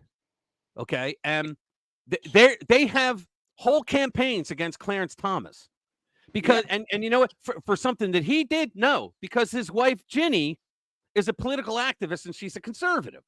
No, it's so they want him to recuse himself from any J6 trial, any J6 case, right? I'll be right back. Yeah. It's more than that, Rich. It's more basic than that. He is a very smart, successful, hardworking black man, a conservative, conservative, right? Black man, and that is what they hate the most. What's up, Special K? How you doing, man? Yeah, you're right. They don't like. Well, the Democrats are solidly like. I think their entire party now is post-Constitution. They do not believe in due process, even though they'll tell you they do, and even though they'll say the word Constitution when they think it helps their argument against the conservative. but they are post-Constitution. The shit that they're doing today, not just to Trump, the lawfare that's going after Trump, okay, but the shit that they're doing today, like Joe Biden violates the SCOTUS ruling that he can't do, the student loan forgiveness, the debt forgiveness. He's screw you, I'm not listening. Right? Can you imagine if Trump said that? Well, they told me I can't build a wall. Fuck them, I'm going to build the wall. Can you imagine what would have happened? But yet you don't hear jack from the knuckleheads like these two. But Mark, I want to continue this because you got to hear the guy. The guy's worse than these two. When there might be reasonable doubts about their impartiality, something to that effect. How can anyone reasonably believe that Justice Alito is remotely capable of being impartial around a cause that he cannot resist, that he feels so strongly about, that he cannot restrain himself? Because he has a goddamn flag. Guys, he has a flag over his house that out of 10,000 people, one person had that flag, and it was a picture taken. Okay, there weren't multiple flags. It wasn't a goddamn battle flag. So because he has the flag, he can't control himself. These people are lunatics. From flying banners over multiple properties. Mark. Here we go. This guy's Justice Alito's wife was blamed for the first flag incident. I want you to listen to him, and the way he speaks is so matter of fact. Like, well, of course this is the real thing. What I'm saying to you. Are you nuts? I mean, watch this. I thought it was very telling that the justice had nothing to say to the New York Times when asked for comment. What is your sort of immediate assessment of how damaging this is? It's damaging. Well, I think the justice was caught red-handed on this one, is not going to be able to shove off blame to his wife. My immediate reaction is that this is, of course, a terrible look for Alito, a terrible look for the Supreme Court on the eve of yet another day when the justices will be handing down opinions tomorrow. Guys, the fucking flag was last summer. This doesn't look good for the court. Are you kidding me? Tomorrow morning at 10 a.m., we will be getting major opinions in cases that could involve things like abortion and gun control. And Alito may well be providing the deciding vote in some. Can you believe this shit? So he flew a flag, guys. He flew a flag over his summer home last summer. And now he's supposed to recuse himself from everything. It's not just J6 stuff. He just said abortion and other things. Some of those cases. And the nation will now know that the guy who tipped the scales one way or the other in some of those cases also flew a flag intimately associated with the insurrection at his. First of all, the fucking moron says it was an insurrection. There was no insurrection. It was a 2.5-hour riot. Oh my God! Stand on a chair. The BS is getting thick and high. I'm telling you, man. And this moron just said that he signed. By that is Olympic style stretching, guys. I mean, that is Olympian, stretching what this a-hole is doing. I mean, think about this. He's on a television news program, and he just said that because last year he flew a flag over his house that is associated with the Revolutionary War, that was on Navy ships under direct command of George Washington. So now he's an insurrectionist supporter. Are you kidding me? Beach house. But I just want to say, I feel like what's so damning here is that Justice Alito has clearly broken the sort of implicit contract that the Supreme Court makes with the United States of America and its citizenry. The Supreme Court justices are supposed to act with dignity and honor and impartiality. Guys, it's a flag. Well, what if he went to church? What if Justice Alito went to that. church? Don't even say that. So he supports. I mean, my God. So he supports freedom, and this is a problem. I mean, this is unbelievable. And he just goes on. Not just because they derive their legitimacy from all of that, from their black robes, the simple black robes that show they're just normal judges dispensing justice. God, Rich, my brain is starting to hurt. When they go badly awry, He's almost done. We can't do anything about it. We can't vote them out of office. We can't recall them. There's virtually nothing that the American people can do about a justice who's Someone gone as tell AOC lawless that. and rogue as Sam Alito evidently has. How is Sam Alito rogue? Because he's conservative. He's a conservative. Yeah, but he's rogue. I mean, what did he do that's rogue? Rich, My God. It's a point of view thing. When He you're so put far, flag. when you're so far to the left, I mean, guys, holy mackerel. You know, holy mackerel. And the dangerous part of this is there is a significant part of the population that gets all their information from these this idiots. type, from from these MSNBC morons. and CNN. You're right. And that's, I mean, oh my God, this, I need to go upstairs. I need to go take some Dramamine or something. And so it almost sort of, it can be compared to the British monarchy. You know, the reason that it still exists and he's now a monarch in its current form is because Queen. And you know what that kind of Olympic stretching was? That was because he could be the one who decides certain cases that makes him a monarch. Elizabeth was able to preserve this image of integrity and decency for so long, and the public respected it. Alito is shattering those efforts by the rest of the Supreme Court, or some of the rest of the Supreme Court. It's not going to lead to a good place for them because, again, that really is the only place they derive their power from. You know that Justice Sotomayor, that when she gives a speech, she not only takes the fee, that's a normal speaking fee for justices, but she demands in the contract that the organization buys a certain number of her children's books. Did you know that? Talk about fucking dignity in a Supreme Court justice. She won't give the speech if they don't buy her children's books. Oh, good grief. Yeah, that's the truth. Now, I hear she's the sweetest, nicest person to everybody on the court and anybody who ever approaches her. Okay, she's just a chucklehead when it comes to the law. She doesn't know what she's doing. Okay, but I don't want to make it look like she's evil, but she does do that. Yeah, okay? and this guy is somehow a king. When did anybody notice that the Supreme Court has no enforcement power? Right. They have no way. They have no enforcement authority or power. They make a decision and it goes into thin air, and they rely on people. Well, when they make a ruling, okay, it is supposed to. Well, actually, there's a lot of things about the Supreme Court. The Constitution says nowhere that the Supreme Court has the final say. A lot of people don't realize that. And there's only supposed to be one court, the Supreme Court. That's all. All those other federal courts, they were not mandated in the Constitution, right? And Roberts, his title is not Chief Justice of the Supreme Court. His title is actually Chief Justice of the United States. There's a big difference there. Okay. They talked about and other inferior courts.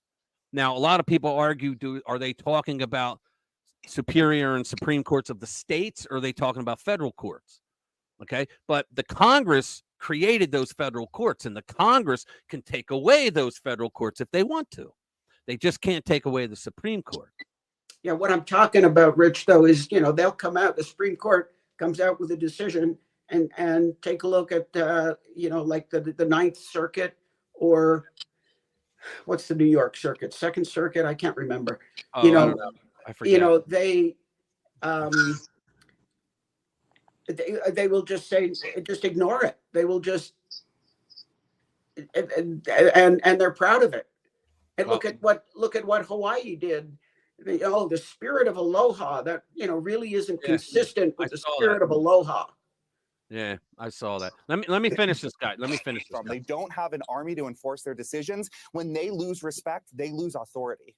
Yeah, that's such a good point, Mark. I mean, it almost feels like he's doing it because he can, because he knows. Guys, I would say Alito and Clarence Thomas are probably the two greatest justices we have today. And these people hate the both of them. You know why? Because they're probably the two greatest justices we have today. You're conservative. I mean, for them to come out against Alito for the flag and talk like this, look at the bullshit stretching they're doing. is that there is no accountability. Right. It is owning the libs in the most spectacular fashion.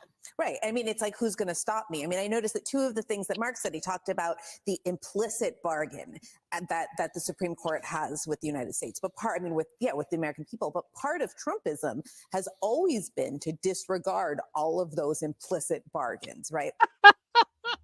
Oh, fuck. You mean like a president of the United States is supposed to listen to the Supreme Court when they make a ruling? Right? Yeah. They didn't mention that, did they? I've had enough. Yeah, I'm not doing it anymore. Yeah. Yeah, my brain hurts. Yeah. No, I got to check out here in a minute, Rich. We're down at Tybee Island, and everybody's. Oh, are you? Yeah.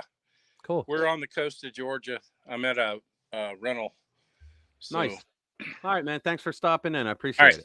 Thanks, Rich. Right. I'll catch All up right, with you later. I'll talk to you, man. See you.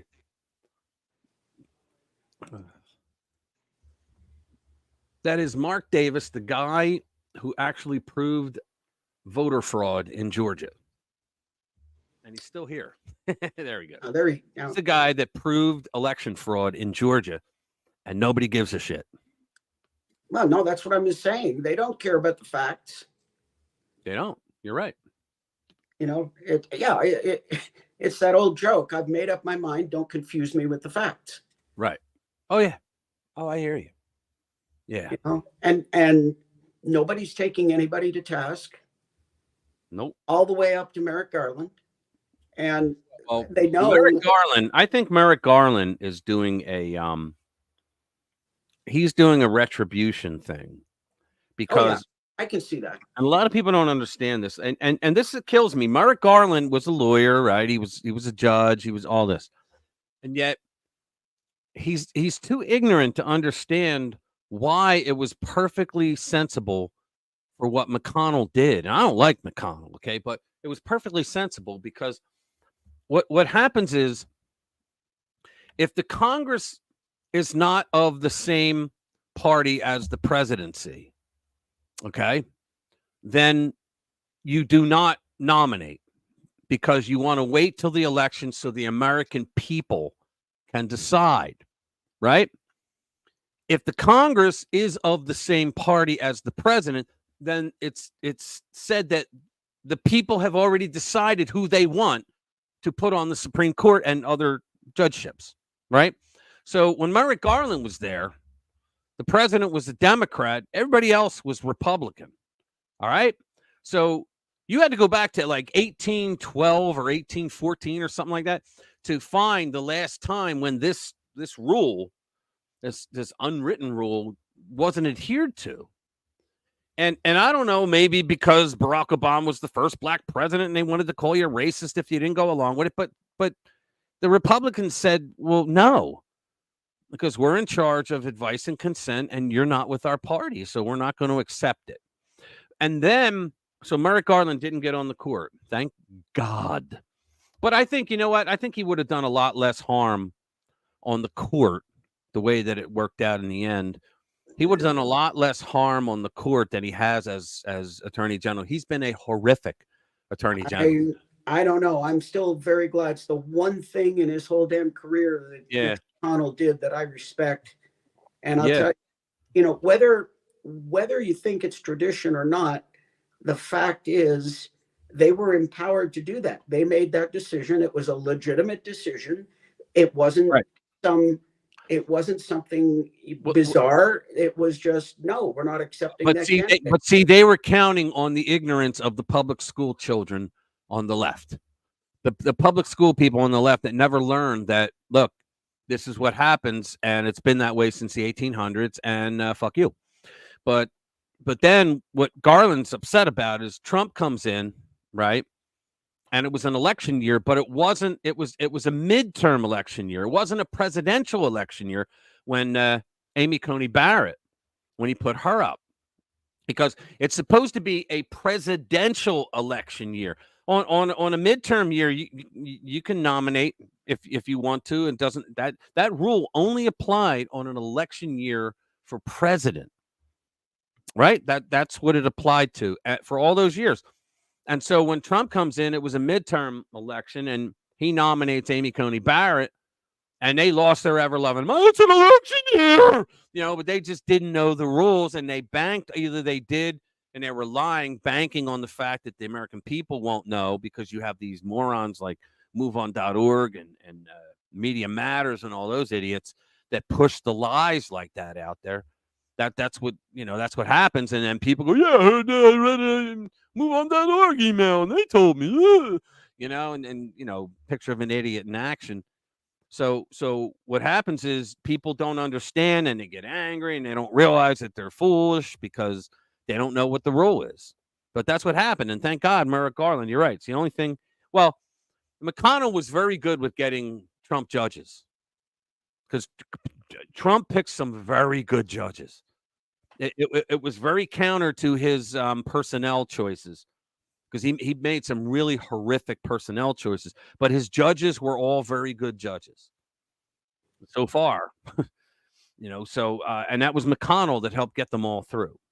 The unfortunate thing is Biden is getting a shitload of them through too, and I think he's about to surpass Trump's record for getting enough of them in. I just hope we can hold out the Supreme Court for a little while longer. Well, yeah, because the lefties, when they ran it, boy, they did a lot of damage, didn't they? They did an awful lot of damage. See, the thing is, with the left, and I'm talking Democrats, okay? With the left, they don't like rules when the rules don't allow them to get what they want. So they bypass the rules. But then they'll throw the rules in your face when it advantages them. That is exactly right. Yeah, and it's just a two-faced way that they live, but to them, it's normal. Rush Limbaugh used to say that when Republicans would win the House and Senate, he said that the attitude of the Democrats are, "Oh, no, we're not angry with you, America. We understand that you were fooled, that you didn't know what you were doing, but we will be benevolent dictators when we take charge again, when we win both houses of Congress again, and we will bring you back into the fold." That's how they felt. We'll forgive you. Yeah, that's how they felt, and they still do. But Democrats today are far worse. They really do believe in that Brave New World shit. They're pushing it all. George Orwell, Great Reset. George Orwell's 1984 was not supposed to be, a manual for the future. It was supposed to be, fiction. Supposed to be a warning. Yeah, but it turns out to be a warning. It's amazing. So I don't know, man. The Democrats are far worse now, and I think all of them are. I don't know of any that are they're even moderate anymore. I don't know. There might be some out there, but I don't know. There's some out there, but they can't espouse that. They can't say anything because they'll run afoul of their party. Well, that's the thing. What the Democrats have always done for years is, if you don't toe the line, they pull you from the committees. Yeah, you don't get any committees. And if you don't get any committees, you don't get any donations coming in for your next election. Yeah. That's what they do. Yeah, they will use every underhanded trick in the book. Yeah. And if so you're you have to toe the line. If you're a moderate Democrat, you're screwed, because you can't say that, because if you're a moderate, you're not towing the party line. I tell people all the time, when you listen to these, and I'm talking Republicans too, when you listen to these politicians and they tell you, they can talk a real good game about how they want to do this and they want to do that. But then all you do is go to conservativereview.com and through the menu, find the Liberty score and put their name in and see what their score is. For Democrats, it's single digits. And this is out of 0 to 100. Like a public school test, and they're mostly in single digits. My congressman is a Republican. He's 26, I think. He got a 26% score on Liberty, which means that only 26% of the time is he voting for your liberty to protect it. Yeah, and it's just unbelievable. That's because Republican and Democrat really doesn't mean that much anymore. It's a uniparty. It's the Uniparty. It's the Out of 535, it's there's 35. populists versus the Uniparty now. Yeah, well, I think in Congress, there's 535 members total, and I think there may be 35 members who actually care about our constitutional system. Something Still, like the rest couldn't care less. They're out for themselves. They're out to make a buck. They're out for power. Mostly power. Yeah, these guys, they all go to the same country clubs. They drink together, and they do. Okay, so one's really got an R, one's got a D. Yeah, they don't care. They don't care. It's just this game of bouncing the power around. Yep. And follow the money, because that's where the power comes from. Yep. You know, I understand, and of course, I don't have access to her bank accounts, but I understand AOC is a multimillionaire already. Probably is. Yeah, she probably is. Best audition she ever took, right? Yeah, really. No, bartender, right? Yeah, she was a bartender, but she auditioned for the part. Yeah. Did you know that? Well, I'm Justice Democrats run by Chunk Yogurt from the Young Turks. Yeah, not sure I knew that exactly, but I know that she was basically picked to be manipulated like as a puppet. Thanks, Bess. That's cool. Yeah, well, here's what happened. Chunk Yogurt, I call him, from the Young Turks. He ran this thing called it was called that's a buddy of mine. He ran this thing called Justice Democrats, and there were a bunch of progressive whack jobs. And what they wanted to get, like, they think that if you ever watch the Young Turks, they think that, like, they would think Dick Durbin is too conservative. Chuck Schumer is a conservative. He's a right winger. You know, that's what they believe, right? And so they wanted to get progressives like their type of progressive, like so far left they're falling off the world, right? And so far left they come around to the right. So they did auditions in New York for that district because they wanted to take out. There was a Democrat. There was a guy, can't remember his name now. Last name began with a D, but he was there for a lot of years, and he was like a moderate. Okay, he wasn't a crazy loon. And so they did these auditions, and AOC was one of the people who auditioned, and she won the audition, and they gave it to her. And so they just started pouring money into her campaign. Nancy Pelosi in the beginning, when AOC was a thorn in her ass, okay? Because AOC is so stupid that she doesn't know there's certain things she shouldn't say. She just goes and says it because they tell her to, right? So she was saying things that was really pissing the elderly off, if you will, the elder statesman, if you will, for Satan in the Democratic Party. And Pelosi one time did an interview. I can't remember the show, but when they said, in her district and yada, yada, and she said, well, you could put a D on a glass of water and get it elected in that district. And I'll never forget that she said that. And I was like, goddamn, she's right. You probably can. And so this is how she continues. She gets reelected now because she is pretty bold in some of the things she says, but she's never right on anything she says. I had some jackass did a comment today saying AOC is smart. And I was like, wait a minute. I told him, I said, wait a minute. She went on national television and said that the reason why Trump's unemployment numbers were so good is because most Americans had to work more than one job to make ends meet. If you think about it, think of the logic through there. Okay. First of all, it wasn't true. It was a lie, right? We had more jobs. We had I think it was 3 million more jobs than people to fill them. That's what they finally figured out. But think of the logic of it. So she thought that the unemployment rate was tied to jobs. It's tied to the people, to the worker, not the job. You got to have 1 million jobs. If people aren't working, they're unemployed, right?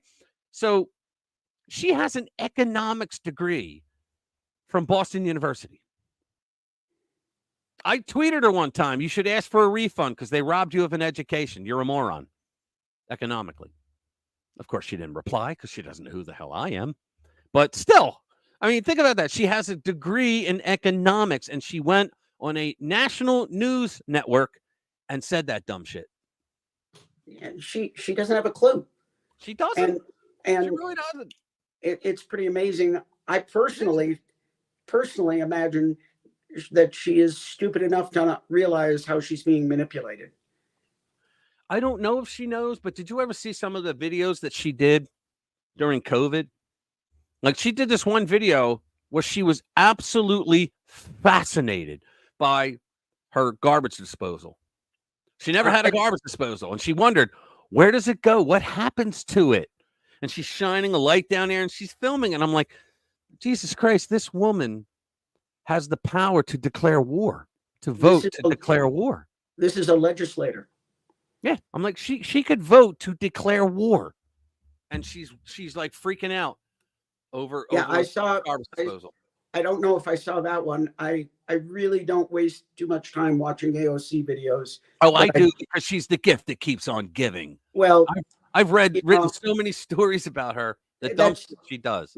That's true, and this is your business, so that's work for you. But you know, I don't know that I can handle it because it's not my business. It's not.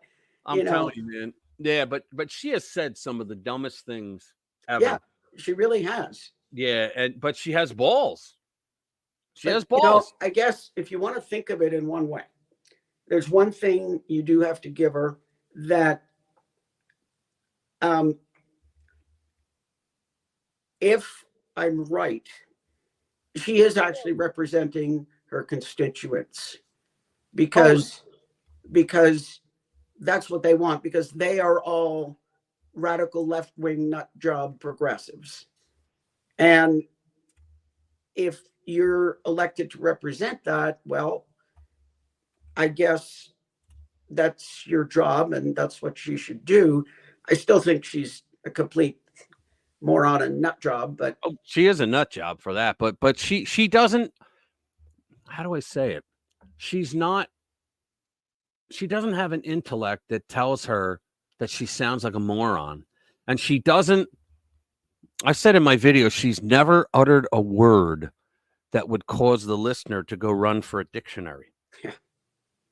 And she doesn't know that she shouldn't say some of the things she says, because it's her job. Just that, like with my video this morning, where she turned around and she's jumping on Alito for flying that flag, saying that now because some guy, one person had showed that flag and was caught in a picture, somebody took a picture of them, right? Because they were all posing with their flags.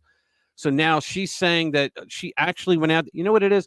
I think you're right, that the Democrats use her to go out and say the dumb shit that they don't want to get caught saying. That and Hank Johnson. Did you guys hear Tom Massey? What he did the other day? You know who Hank Johnson is, right? From Georgia, Democrat congressman. And he's the one that in that hearing years ago, when they were talking about storing oil and putting more soldiers on Guam, and he said he was worried about Guam tipping over because it was an island. Right. Yeah, I remember that. Right. And so the other day there was a hearing, and he started trashing Trump by taking like trying to say that Trump was just as bad as Biden mentally. But what he did was he took things like the time when Trump confused Nancy Pelosi with what's her name, Nikki Haley, right? But the reason why was because he was originally talking about Nikki Haley, and then he wanted to talk about he did a sidebar. Trump does a lot of sidebar things and then comes back to it. But when he did the sidebar, he had just spoke for 2 hours somewhere. And so he said Nikki Haley because she was on the brain because he just talked about her, right? So this guy, Hank Johnson, took several things over the years that are things that he was joking about, right? Like the bleach in the arm thing. He never said that, right? And so Massey said, well, I was just wondering if you now think that Taiwan will capsize, will tip over. And he laughed and he goes, yeah, well, I think the people of Guam are worried about all that fuel up there, because he tried to say that he was joking when he said it. He was not joking. And that poor admiral had to sit there and go, well, sir, I don't think we're really worried about that. Anyway, moving along, and I'm sitting there like, oh my God, and that admiral had to sit there and listen to that fool. Yeah, everybody talks about things that Trump does, that the bleach thing, if I remember correctly, it was a question that somebody told him that bleach destroys the virus, and his Right. question wasn't, can we inject bleach? His question was, Right. can't we find something like bleach that we can give people? Well, That was they that was did the they thing. did have something years ago, and it was oxygen. Before a lot of antibiotics came out, they used to insert oxygen into the body in high levels of oxygen, and it used to kill off a lot of things. Well, if you're talking about anaerobic pathogens, it would. We still use hyperbaric oxygen chambers to There do you that, go. Yeah. especially for diabetics that have poor circulation. Yeah. But the thing is, everybody makes mistakes. We even have a word for it. We call them brain farts. I'm sure people have heard that term. Oh, yeah. Except the problem is that they go searching for the ones, and I especially loved when they took the video of Trump wandering around looking confused. And if you would have actually put it in context, he was saying, this is what Biden looks like, and he was doing an imitation. That's exactly correct. And the Well, thing they also is, did the thing when he went like this, and they said Yeah, he was the making thing fun of it. No, is- he wasn't. the thing is, yes, Trump makes mistakes, and Biden never had a brain fart. Okay. Brain Biden makes more mistakes in every sentence than Yeah. I mean, it's just the vast quantity. I mean, anybody It's who can't unbelievable. see that Biden is very impaired, Oh, he is. I don't know. I can't help you. And did you see the latest? There was like a 14-second video of Biden inviting Trump to debate, Yeah. and there was like 5 or 6 cuts. Yeah. Oh, yeah. Yeah. It was 15. It was 15 cuts. They had to 15 do was it? 15 cuts because in the end it was 15 Bunch of because cuts anyway. he couldn't. Yeah, he couldn't No, do. no, it couldn't have been 15. The video I'm talking about was a 14-second video. Oh, all right. There was one where they said there were like 15 cut. That one, I think you're right, was 5. I think it was like 4 or 5 cuts in a 14-second video. Yeah. That all right. You're talking about that one. Yeah, I saw that one too. Yeah, Yeah, and it was like He couldn't do 2 sentences longer. yeah, the man Two sentences. is severely impaired. Yeah, he is. And I've said this before to you, Rich. One of my concerns is, okay, who is really running this country? Barack Obama. Is it Barack Obama? Is it Joe Biden? Is it Xi Jinping? Is it? All of the above. I think most likely it's a committee of people whose names we've never heard. Well, I think what's her name? Susan Rice, Valerie Jarrett. She's probably in it. Yeah, Susan Rice, Valerie Jarrett, Barack Obama, and believe it or not, Bernie Sanders and AOC. Because if you remember, they acquiesced to remember when Pete Buttigieg, when he dropped out suddenly and then said, the only thing I'm going to do is support Joe Biden because he's the only one that can beat Trump and we have to beat Trump. And then everybody else jumped out and said, yeah, I'll support Trump. Well, Bernie said the only way he would do that is if they allow him to put some of his platform ideas in their platform. And they did because they needed his wing. Actually, the uber crazies on the left. I think I agree with you because I think if the you should come in, Colin. Not so much about Bernie, because I think nobody really takes him seriously anymore. But I think if the Democrats manage to retain power, AOC is on her way up. And well, I don't know about that because she's not smart enough. I think. But they she's able to be manipulated. Say, well, we got to say this, this, and this. And like, you want to say it? Hell no, I ain't going to ruin my career. Give that to AOC. And she'll go out there, what'd you say? Oh, yeah, I believe in that. And she'll go out there and say it with all the piss and vinegar she can muster. No, not realizing that they're all sitting back there going, I can't believe she went out there and actually said that. God damn, I love that girl. I mean, you can tell that's what's going on. Yeah, I think because she's able to be manipulated, I think that they want to put her up front. and manipulate her. And I think she's got a future, at least as long as she's useful. Yeah. Yeah, and I think she'll be useful for a while because she's not smart enough to realize she's being used by her own party. Yeah, I mean, she is seriously not smart. She really is not. I mean, and I'm not just saying it because I don't like her. All right, I'm saying it because she truly is a moron's moron. Yeah, I She mean, really is. just look at the stuff she says. You can like her or not, but she sat in a Subway restaurant for 2 hours and complained that she never saw a single train. never saw a single train. Yeah. She had one. So what if I can't spell Armageddon? It's not the end of the world. Yeah. Some great memes about her. Last year I couldn't spell legislator. This year I are one. Yeah. AOC was a good dog in another life that saved a kid and got upgraded to human for this lifetime. Yeah, you're right. Probably. Oh, waste of time in hearings. You know what? I heard what's her name? MTG, Marjorie Taylor Greene, and she came out and said one time, she was on Tucker. She did the interview on Tucker's new show, and she said, we actually had to sit around for 45 minutes because they had to bicker about who was going to be first in something. And she goes, you have no idea the amount of time that we just sit around and waste.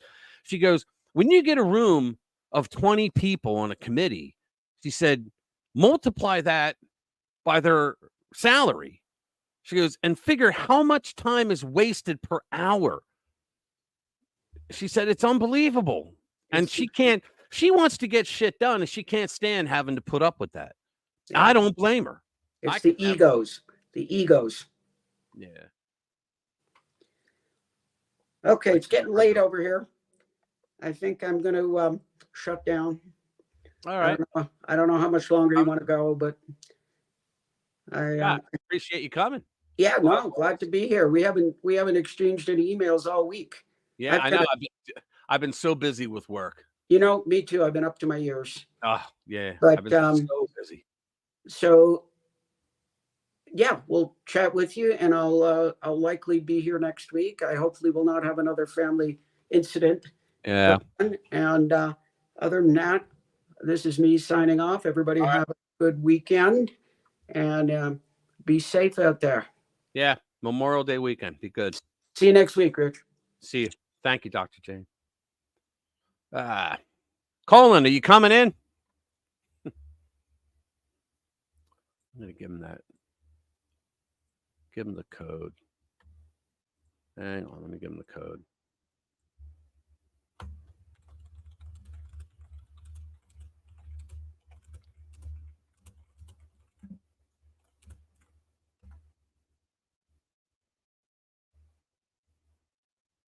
All right.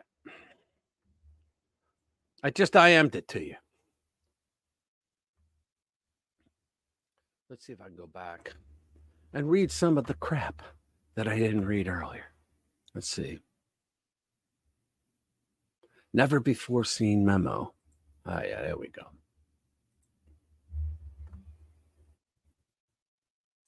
Yeah, everybody's saying, see you, Dr. Jade. Everybody loves Dr. Jade. She's a pretty cool lady. So let me get this. Here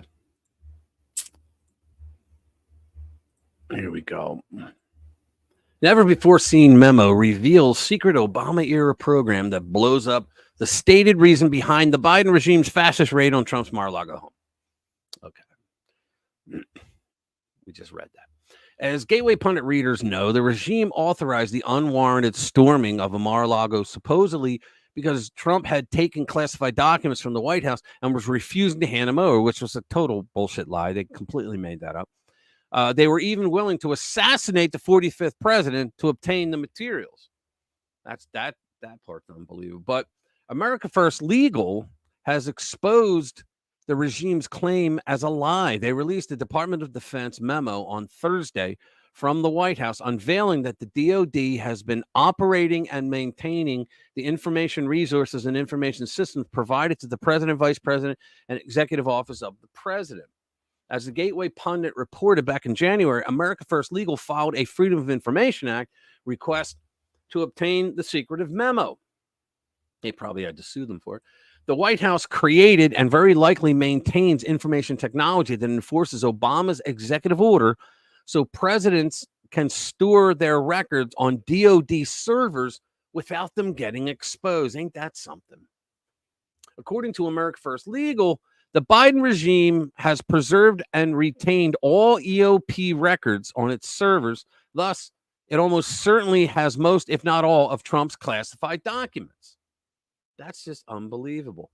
And these were probably a lot of the documents that that Trump never requested, but the Biden regime got the GSA to ship them to Mar-a-Lago, making it look like he asked for it. So the people in receiving, they took it in. Let's see. White House communications shall provide without limit. I'm not reading through all that crap. America First Legal Vice President Dan Epstein released the following statement. What America First Legal has uncovered after months of investigative work paints an unfortunate picture of the rule of law in Washington. A former president of the United States, the most democratically accountable officer under our Constitution, was subject to a politicized referral concocted by the Biden White House that led to an armed FBI raid of his home where his wife and youngest child live, and is now subject to prosecution. And to now realize that the Biden administration could have avoided an illegal referral process to recover records the government already possessed, that it could have used normal means to ensure that records the former president believed should be housed in his presidential library, not yet built because of the hordes of investigations aimed at silencing him, were subject to a temporary hold for purposes of archives review, yet didn't, speaks loudly to America. The law protects only those who follow the norms of one party. Despite the Biden regime having the ability to determine what documents should be returned to the National Archives, they still gave crooked Jack Smith the authority to greenlight a raid on the Mar-a-Lago and put lethal force on the table. This means the lives of Trump and his family were put in danger for bogus reasons. So what was the regime's real reason for the raid? Good question. Real good question. Hey, what's up? Chill. Oh, you're drinking beer? Ed, you'd be funnier, Colin. Drinking beer. You'd be funny then. Come on. You'd be logical and funny. Yeah. Thanks, man. Smash the like button, guys. It helps. I always forget to say that. You can smash your own like button, right? What? Tablet connects to Wi-Fi, no problem. And your phone and PC can't? Did you do the forget and then come and re-enter it, Bobbity?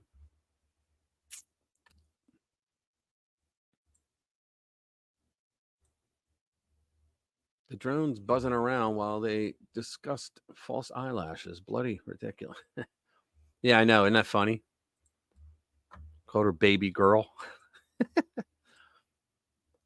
That was kind of funny, but and MTG was like, "Oh, are your feelings hurt?"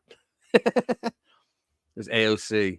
AOC sometimes tries to use a $10 word, and she does use them appropriately, but come on, it's AOC. It's like, she's trying to act like she's smarter than she really is because it's AOC. Yeah.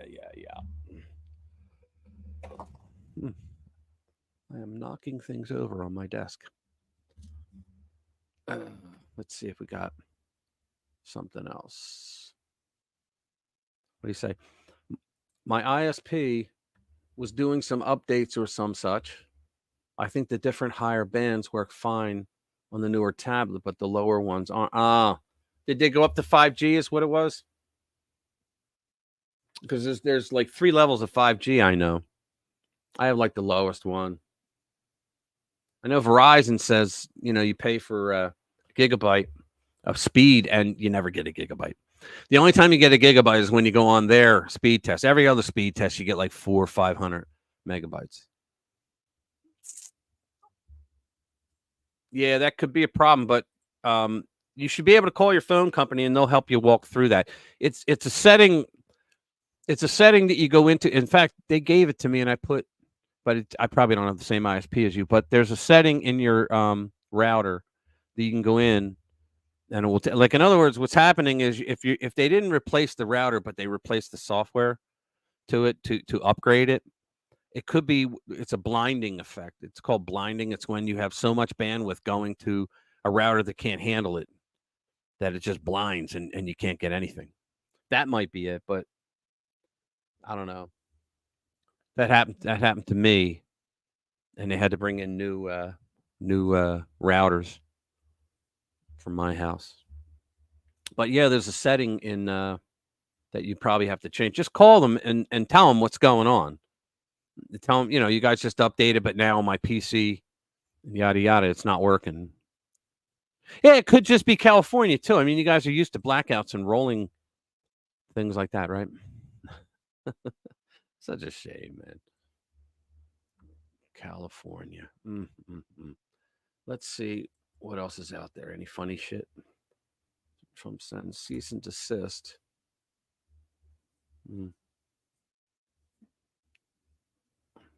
Blackstone's Schwartzman jumps aboard Trump train. What? Oh, wow. Well, that's interesting.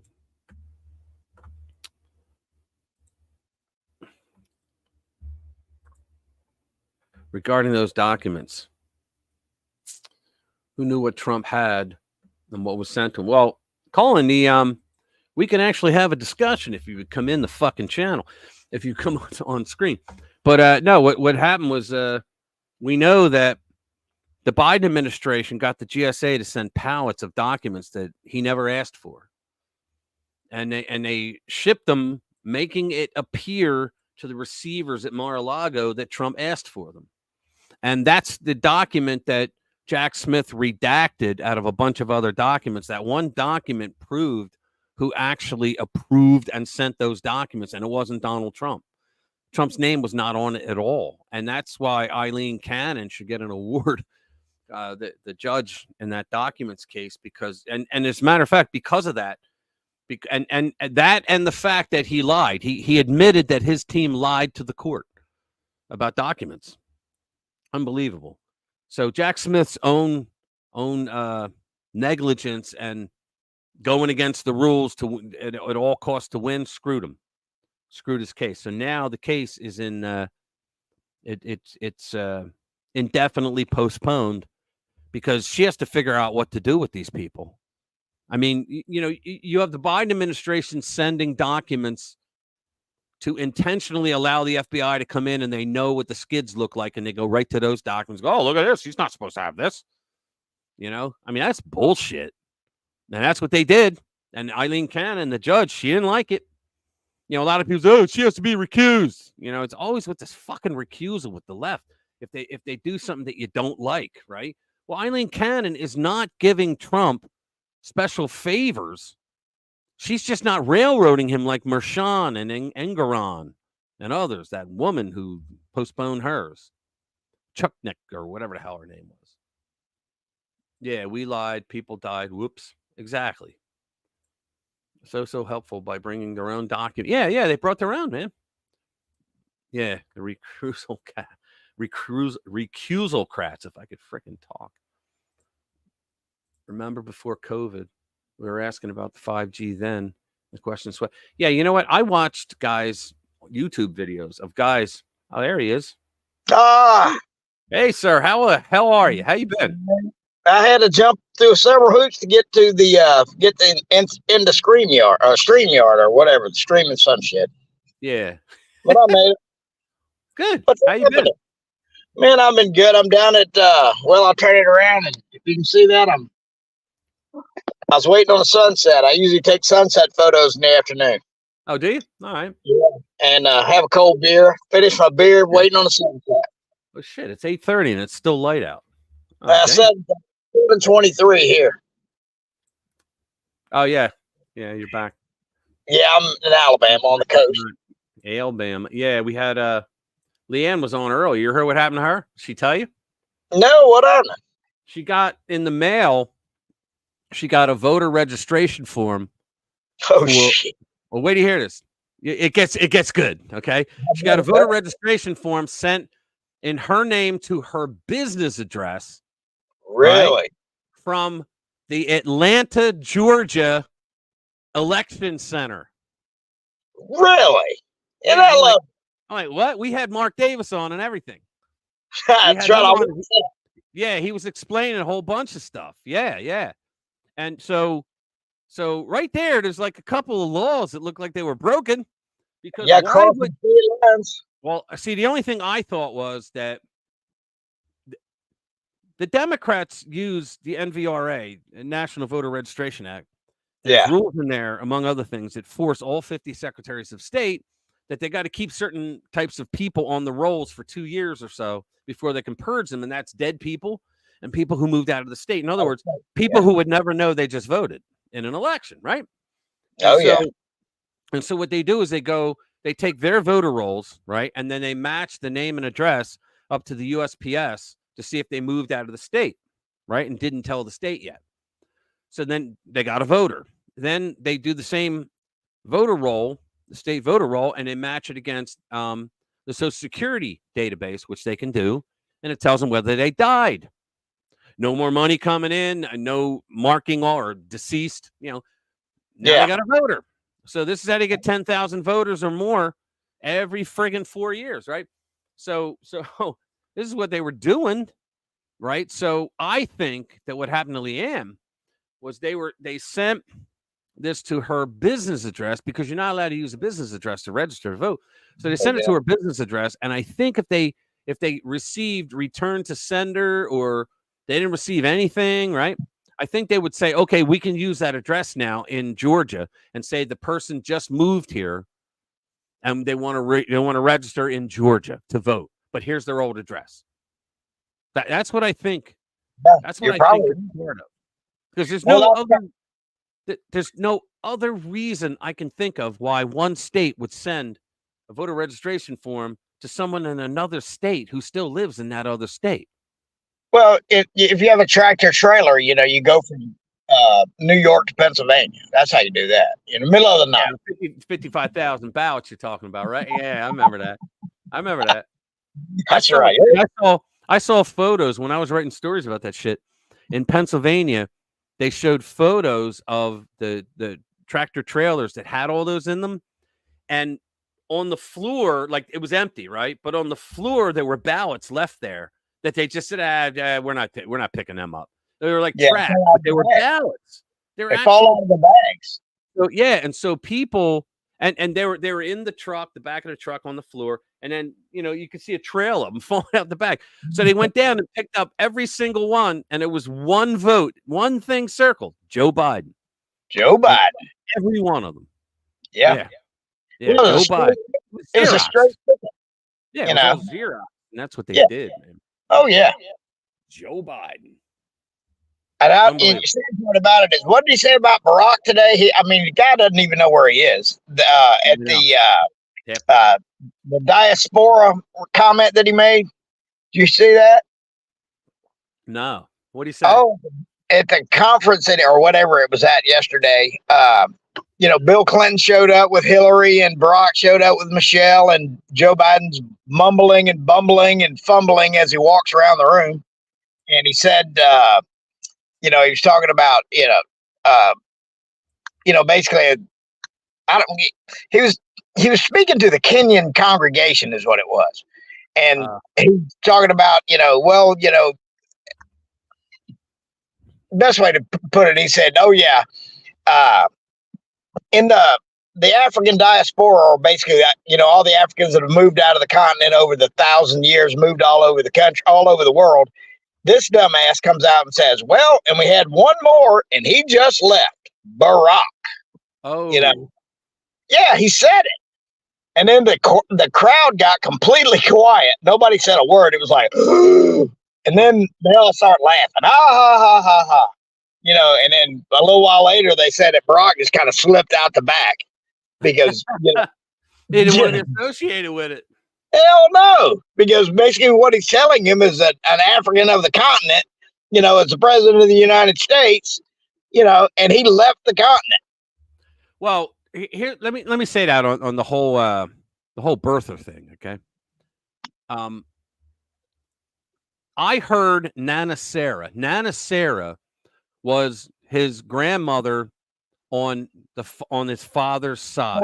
That's right, yeah. And the press went up to Nana Sarah and asked him, "What do you think? How proud are you that your grandson may become the next president of the United States?" And she said in English, she said, "I was so proud because he was born in my living room."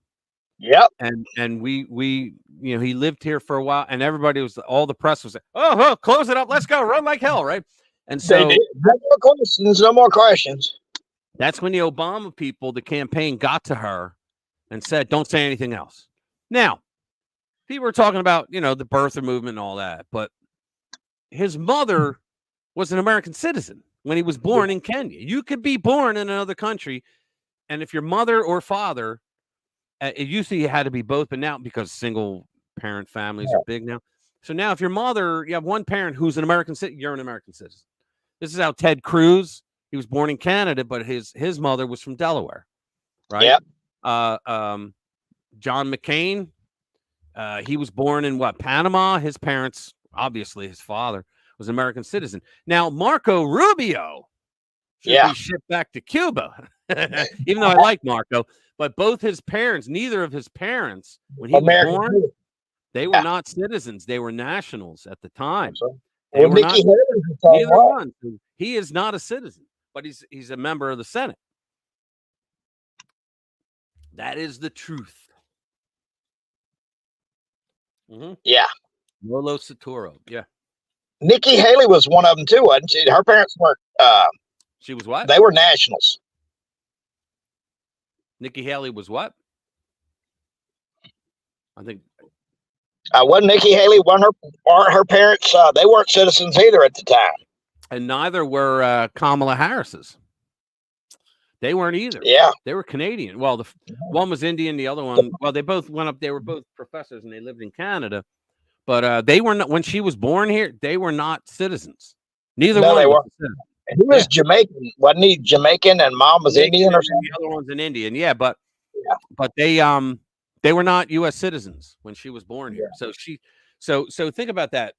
The Democratic Party put up with the fact that they would have a vice president. They said, yeah, we'll have a vice president. So if something, God forbid, happens to the president, she could become president without ever thinking, hey, wait a minute, she doesn't fit the criteria. Right. She's over 35. She's been here for a number of years, but she wasn't born here. And then, you're a racist. Let's just forget about that. It's an old colonialist white guy thing. Fuck you, racist bigot. Yeah, that's what you would hear. Oh, yeah. That's exactly what you would hear. And they would preach it and preach it and preach it. And you would hear it on every mainstream media outlet, network, whatever. Repeated. Yep. It's fucking insane. It is insane, but, Well, you were talking about the documents earlier. And those documents, I don't know if you saw that article that came out probably about 3 weeks ago about the pallet of documents that were saved by the Trump organization. Yeah. And they were somewhere, I believe they were in New Jersey. And they weren't in D.C.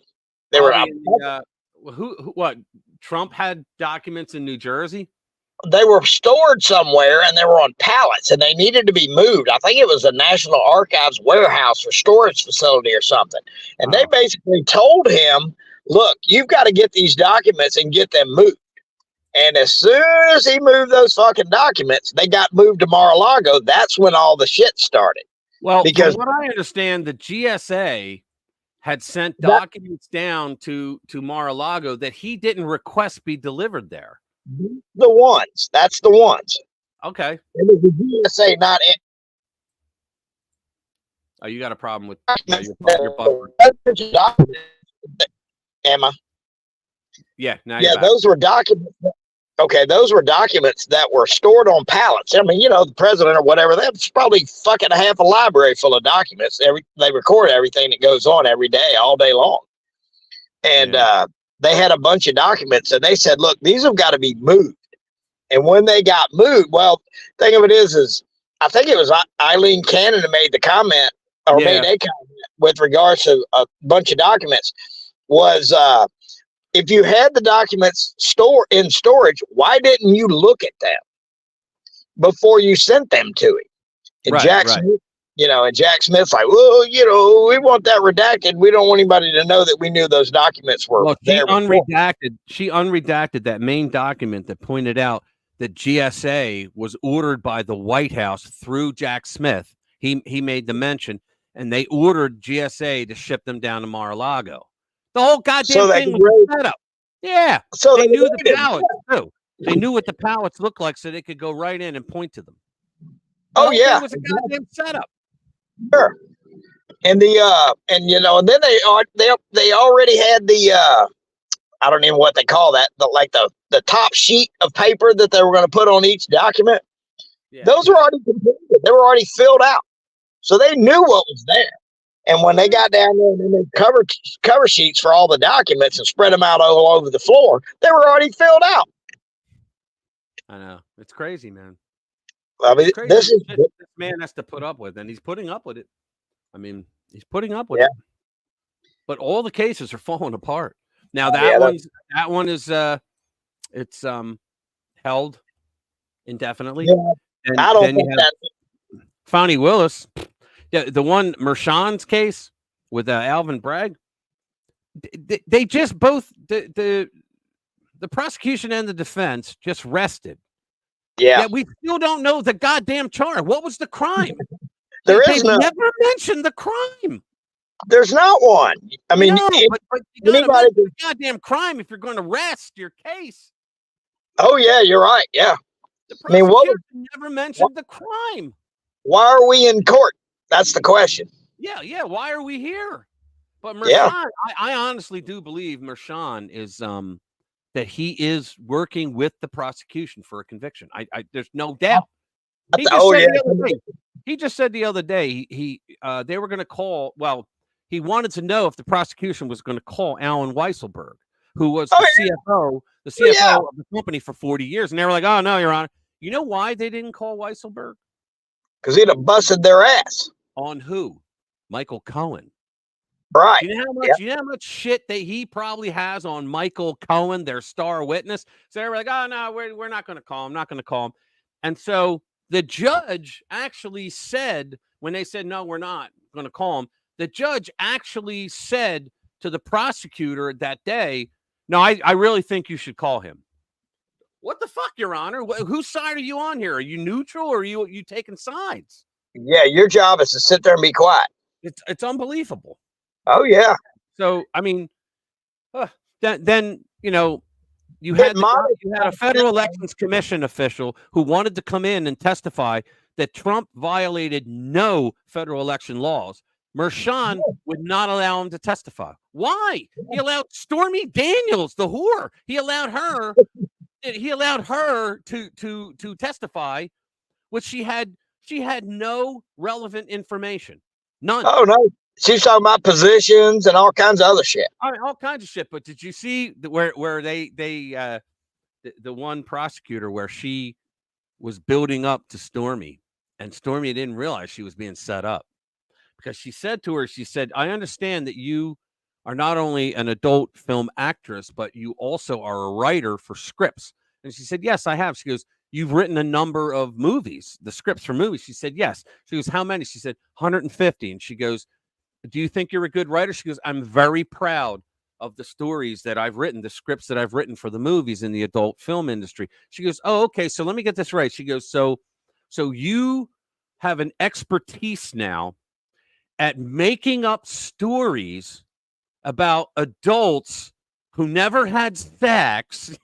She didn't realize she was you know, she made up the whole fucking thing, right? I didn't see that. I never heard that. Yeah. She was like, so you know, you made up, you were able to make up stories about people that don't really exist, that never really had sex, like in the terms of sex. And when she finally realized that, her face dropped, and she said, so I'm paraphrasing, she says something to the effect of, well, that sex wasn't real, but this was, and I want him to go to prison.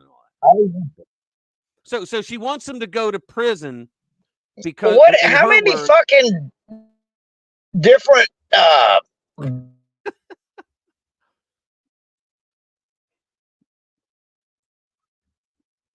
yeah, she all right, you're back. Welcome back. I'm losing you. There we go. Yeah. You're Hey, buffering. how many how many affidavits or whatever did they produce or did they create that says she never had sex with Trump before the 2020 election? I mean, they go all the way back to like 20, I think. Yeah.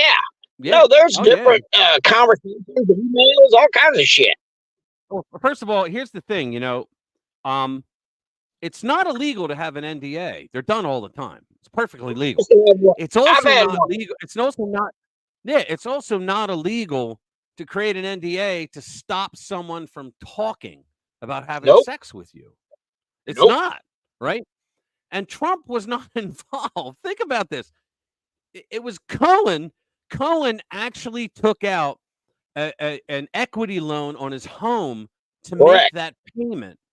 And then they paid him back with $35,000 increments. And the lawyer said, because they were like, you paid back the lawyer. And they go, and the lawyer, Blanche, he said, I'm paraphrasing again. He said, well, when you repay a lawyer for services rendered, that's called a legal expense. Legal fee, yeah. Yeah, it's a legal expense. Yeah. So where's the crime? What's really crazy is the nuances of the whole thing is they're trying to get into what was the name of the drop down menu on the fucking Excel thing. I know. To say, okay, if you clicked on this one, what did it say? You don't have a pay a whore tab, Exactly, man. But the thing is, they never mentioned what the crime was, right? And we know that the charge is the statute of limitations ran out like 6 years prior. Well, another thing is you can't have federal election laws tried in the state court. Yeah. Well, see, the other thing is his predecessor looked at it and said, "There's no crime here. I could never win a case like this." The Federal Elections Commission looked at it and said, "There's no crime here. I can't." Yeah. You know what? Now, here's the thing you may not know, Colin. That same year, there was a former Trump doorman from one of his buildings who went to it was the parent company. It was American Media Incorporated, the parent company to the Enquirer. Okay, National Enquirer. Yeah. And he said, I have a story that I want to sell. And this, now imagine, this is right before the 2016 election. So is he the one any billionaire that is running for president and hears a story, true or not, it could harm his chances. They're going to make a payoff. So sure. So the company, the company outright paid him $30,000 for in perpetuity rights to this story.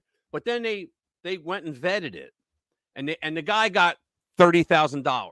Okay, and they vetted it, and they sent it out to vet it. They sent it out to other publications and said, if you have anything, we'll put your name on the bylines. Right? No one could find a single ounce of truth to it, so they dropped the story. So yeah, they killed him. So if that guy could do it, right? Not grabbing her by the pussy. Yeah, he never actually said that.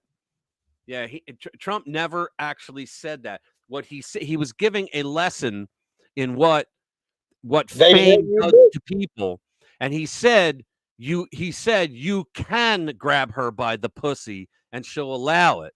He never said I used to grab her by the pussy. And if I say that word one more time, I think I'm going to have to shut down the stream because it's pretty vulgar. But yeah, he never actually said that. Okay, he didn't. But yeah, he's going to grab her, no, he never said it. He was giving a lesson on what happens to people with celebrities. When you're around celebrities, they go nuts, right? That's what he was talking about, because the conversation was about his show. Yep. Oh, I know you know that, but there's other people that may not. I got you. And you know what's really sad is I know you were making a joke. I know it, Linda. I'm sorry I didn't point that out. Do you remember the Bush guy that was doing the interview with him? Oh, yeah. Billy Bush or whoever his name was. His name was Billy Bush. Yeah, I think it was Billy Bush. That guy got crucified. They ruined him. Oh yeah, his career was over. They ruined that poor guy. I mean, you know, and he was just doing a quick little interview to get some smack on Trump. What's up, Dawn? How are you, Dawn?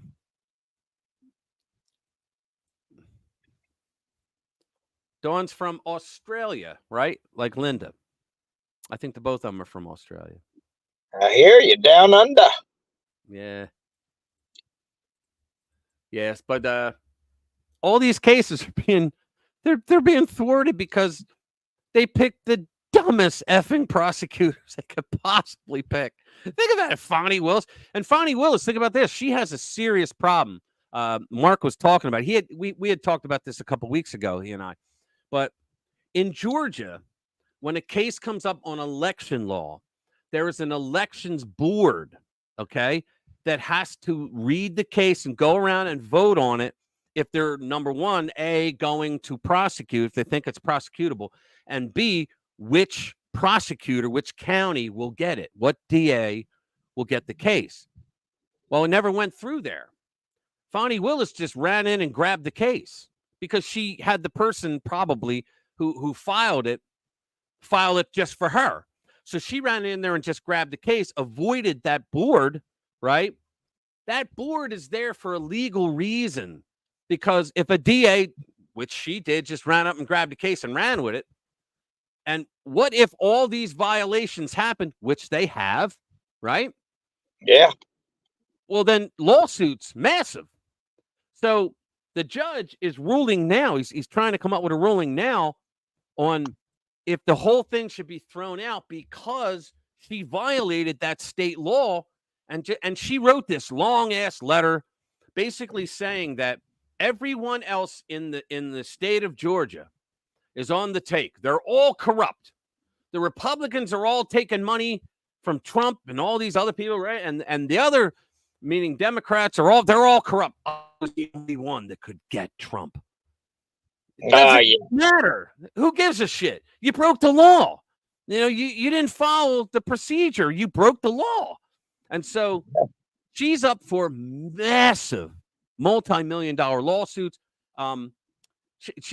civil rights violations. Seriously, civil rights violations on multiple people. Look what she did to Harrison Floyd, who I could have interviewed, but I didn't think I would do him any good.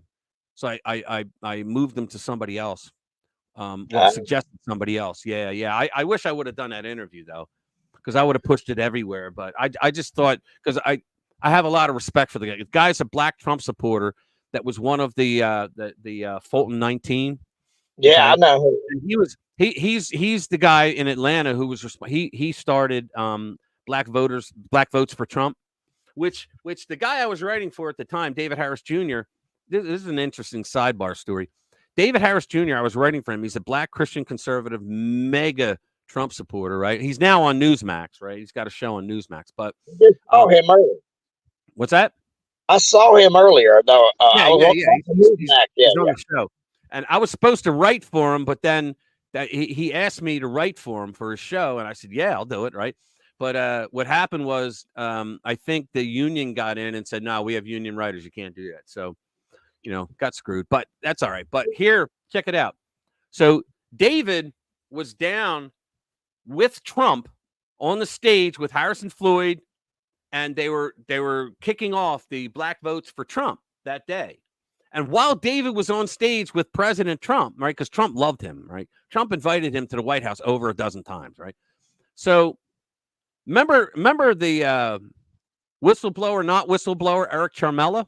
Remember that? Oh, yeah. Right. So Eric Charmella, they all tried to say, like Adam Schiff for brains. He kept saying, "You're not allowed to say the name of the whistleblower." No, there was no law that said I couldn't say the name of the whistleblower. The only person under law that couldn't was Inspector General. You remember the comment from Jordan on that? Well, you just now admitted there was a whistleblower. You remember that? Right. So check this out. So our guy, my writer now, Steve, he wrote Eric Charmella's name. He outed him. Oh. And nothing illegal about it, right? Anybody, the only person is the Inspector General that they go to file the complaint. He's the only one that's not allowed to say his name. Anybody else can say his name, right? So he writes Eric Charmella in the article, and Facebook deplatformed David. Just killed his page. Yeah, took it out, killed his page immediately. As soon as they saw that, their algorithm got it. Boom, gone. So Trump was down in Atlanta with David. Well, we contacted David and said, dude, they pulled it. We don't know why. At the moment, we didn't know why because they never tell you, right?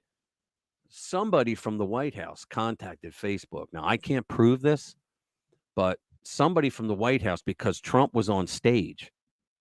Trump was the president of the United States at the time. He was on stage with David Harris Jr.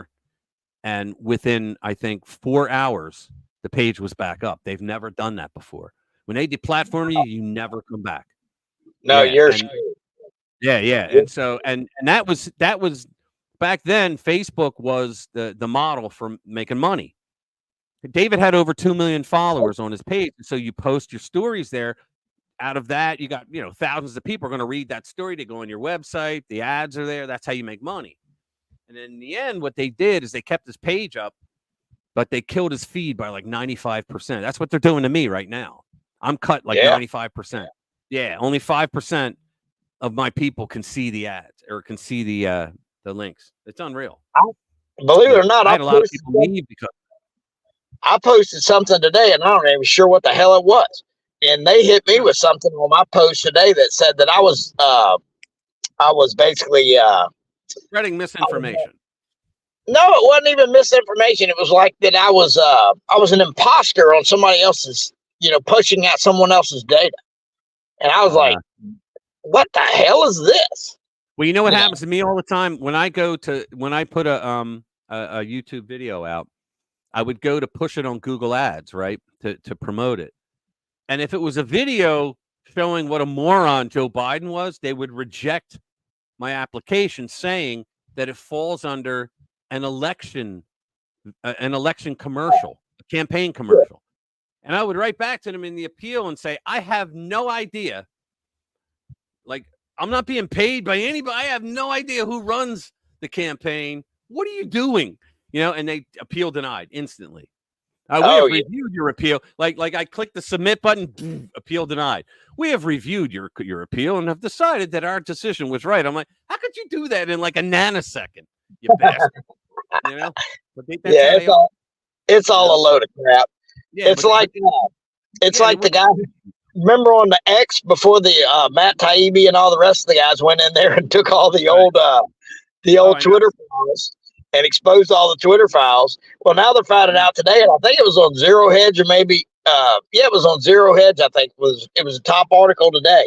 It was talking about that the CIA is the one that's all in charge of all that shit. They were the ones running that whole program. Oh yeah. And what was it? Remember the crazy? Yeah, go ahead. What's the crazy wackadoodle lady that they tried to get her like some kind of I don't even know what the hell she was. She was like an opinion czar or something. Remember that nut? It was I forget her name, but yeah, it was the Disinformation Governance Board. Yeah. She just came out. I did a story like a couple weeks ago. She just came out and she's doing the same thing, but for a private company. Well, that's the company that's on the Zero Hedge article that's talking about that. They're the ones that worried about that a couple weeks ago. What's happening is the CIA went to this company and and basically backed them, and then the company now basically does all the work for the CIA. That's what's happened. Get out. They're going. The CIA would have all that. They would have the ability to do that because they got all the tools to do anything like that. They do whatever they want. Yeah, it makes sense. Yeah, it's all a bunch of crooks. Yeah, but you know what? They'll do that and it'll be a private company, but they'll hide the fact that the government was involved. That's what they're doing. That makes the private company, just like Twitter was, under Jack, it made them a government entity. Because that's fascist. If the government says you must do this or else, okay, they're acting against a government agent. Oh yeah, that's where it's at. And so if she once they prove that CIA was involved with this public company that woman went to, it'll be the same thing. They'll be in trouble. They'll make shit tons of money until then. Oh yeah. What are you going to do to the CIA though? Their budget's doesn't even go through Congress. I know. They're off budget. They're off budget. I mean, they do whatever the hell they want to. They took out Kennedy. That's what Tucker Carlson said. Well, they took out Nixon as well. Oh yeah. Nixon, it had nothing to do with Watergate. Nixon had a conversation in the Oval Office with his CIA chief. And he said to him, he didn't use the term the deep state, right? But he was saying, I'm paraphrasing again, he was saying, I don't like the fact that the bureaucrats in the federal government, in the executive branch, that the bureaucrats are actually getting too powerful. He said, they're making laws because you're supposed to be, laws are supposed to be made by Congress and they go through the president, all that. We all know that, right? Well, here he learned that the bureaucrats they had the right to make rules and regulations. Well, a lot of these rules and regulations had penalties of fines, and some had jail time, not prison, but jail time, right? Well, how is that any different from a law? Mike Lee has the stacks in his office that shows paper like so high and then paper up to the ceiling, and that's what the bureaucracy does, and that's what Congress did. He has it all the time in his office, right? So Nixon said that 3 months later he was out of office. Well, he also told that guy, I know you know who killed Jack. Jack who? Kennedy? Kennedy. And the CIA director wouldn't say a word. Oh yeah. And before you know it, he was out the door. Oh, it was them. Yeah. And see, Kennedy had this thing where he embarrassed the members of his cabinet several times. In that, like he would say, and this is why they did the Bay of Pigs shit on him, where they didn't pull the missiles out when he told them to on Turkey.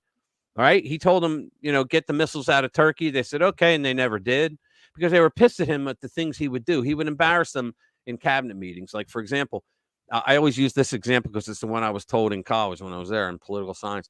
They said that, like the transportation secretary, he would go around and go, what's your budget for the year? Right. And he would say the numbers. And he go, well, actually, I had my people call the secretary down to the street level.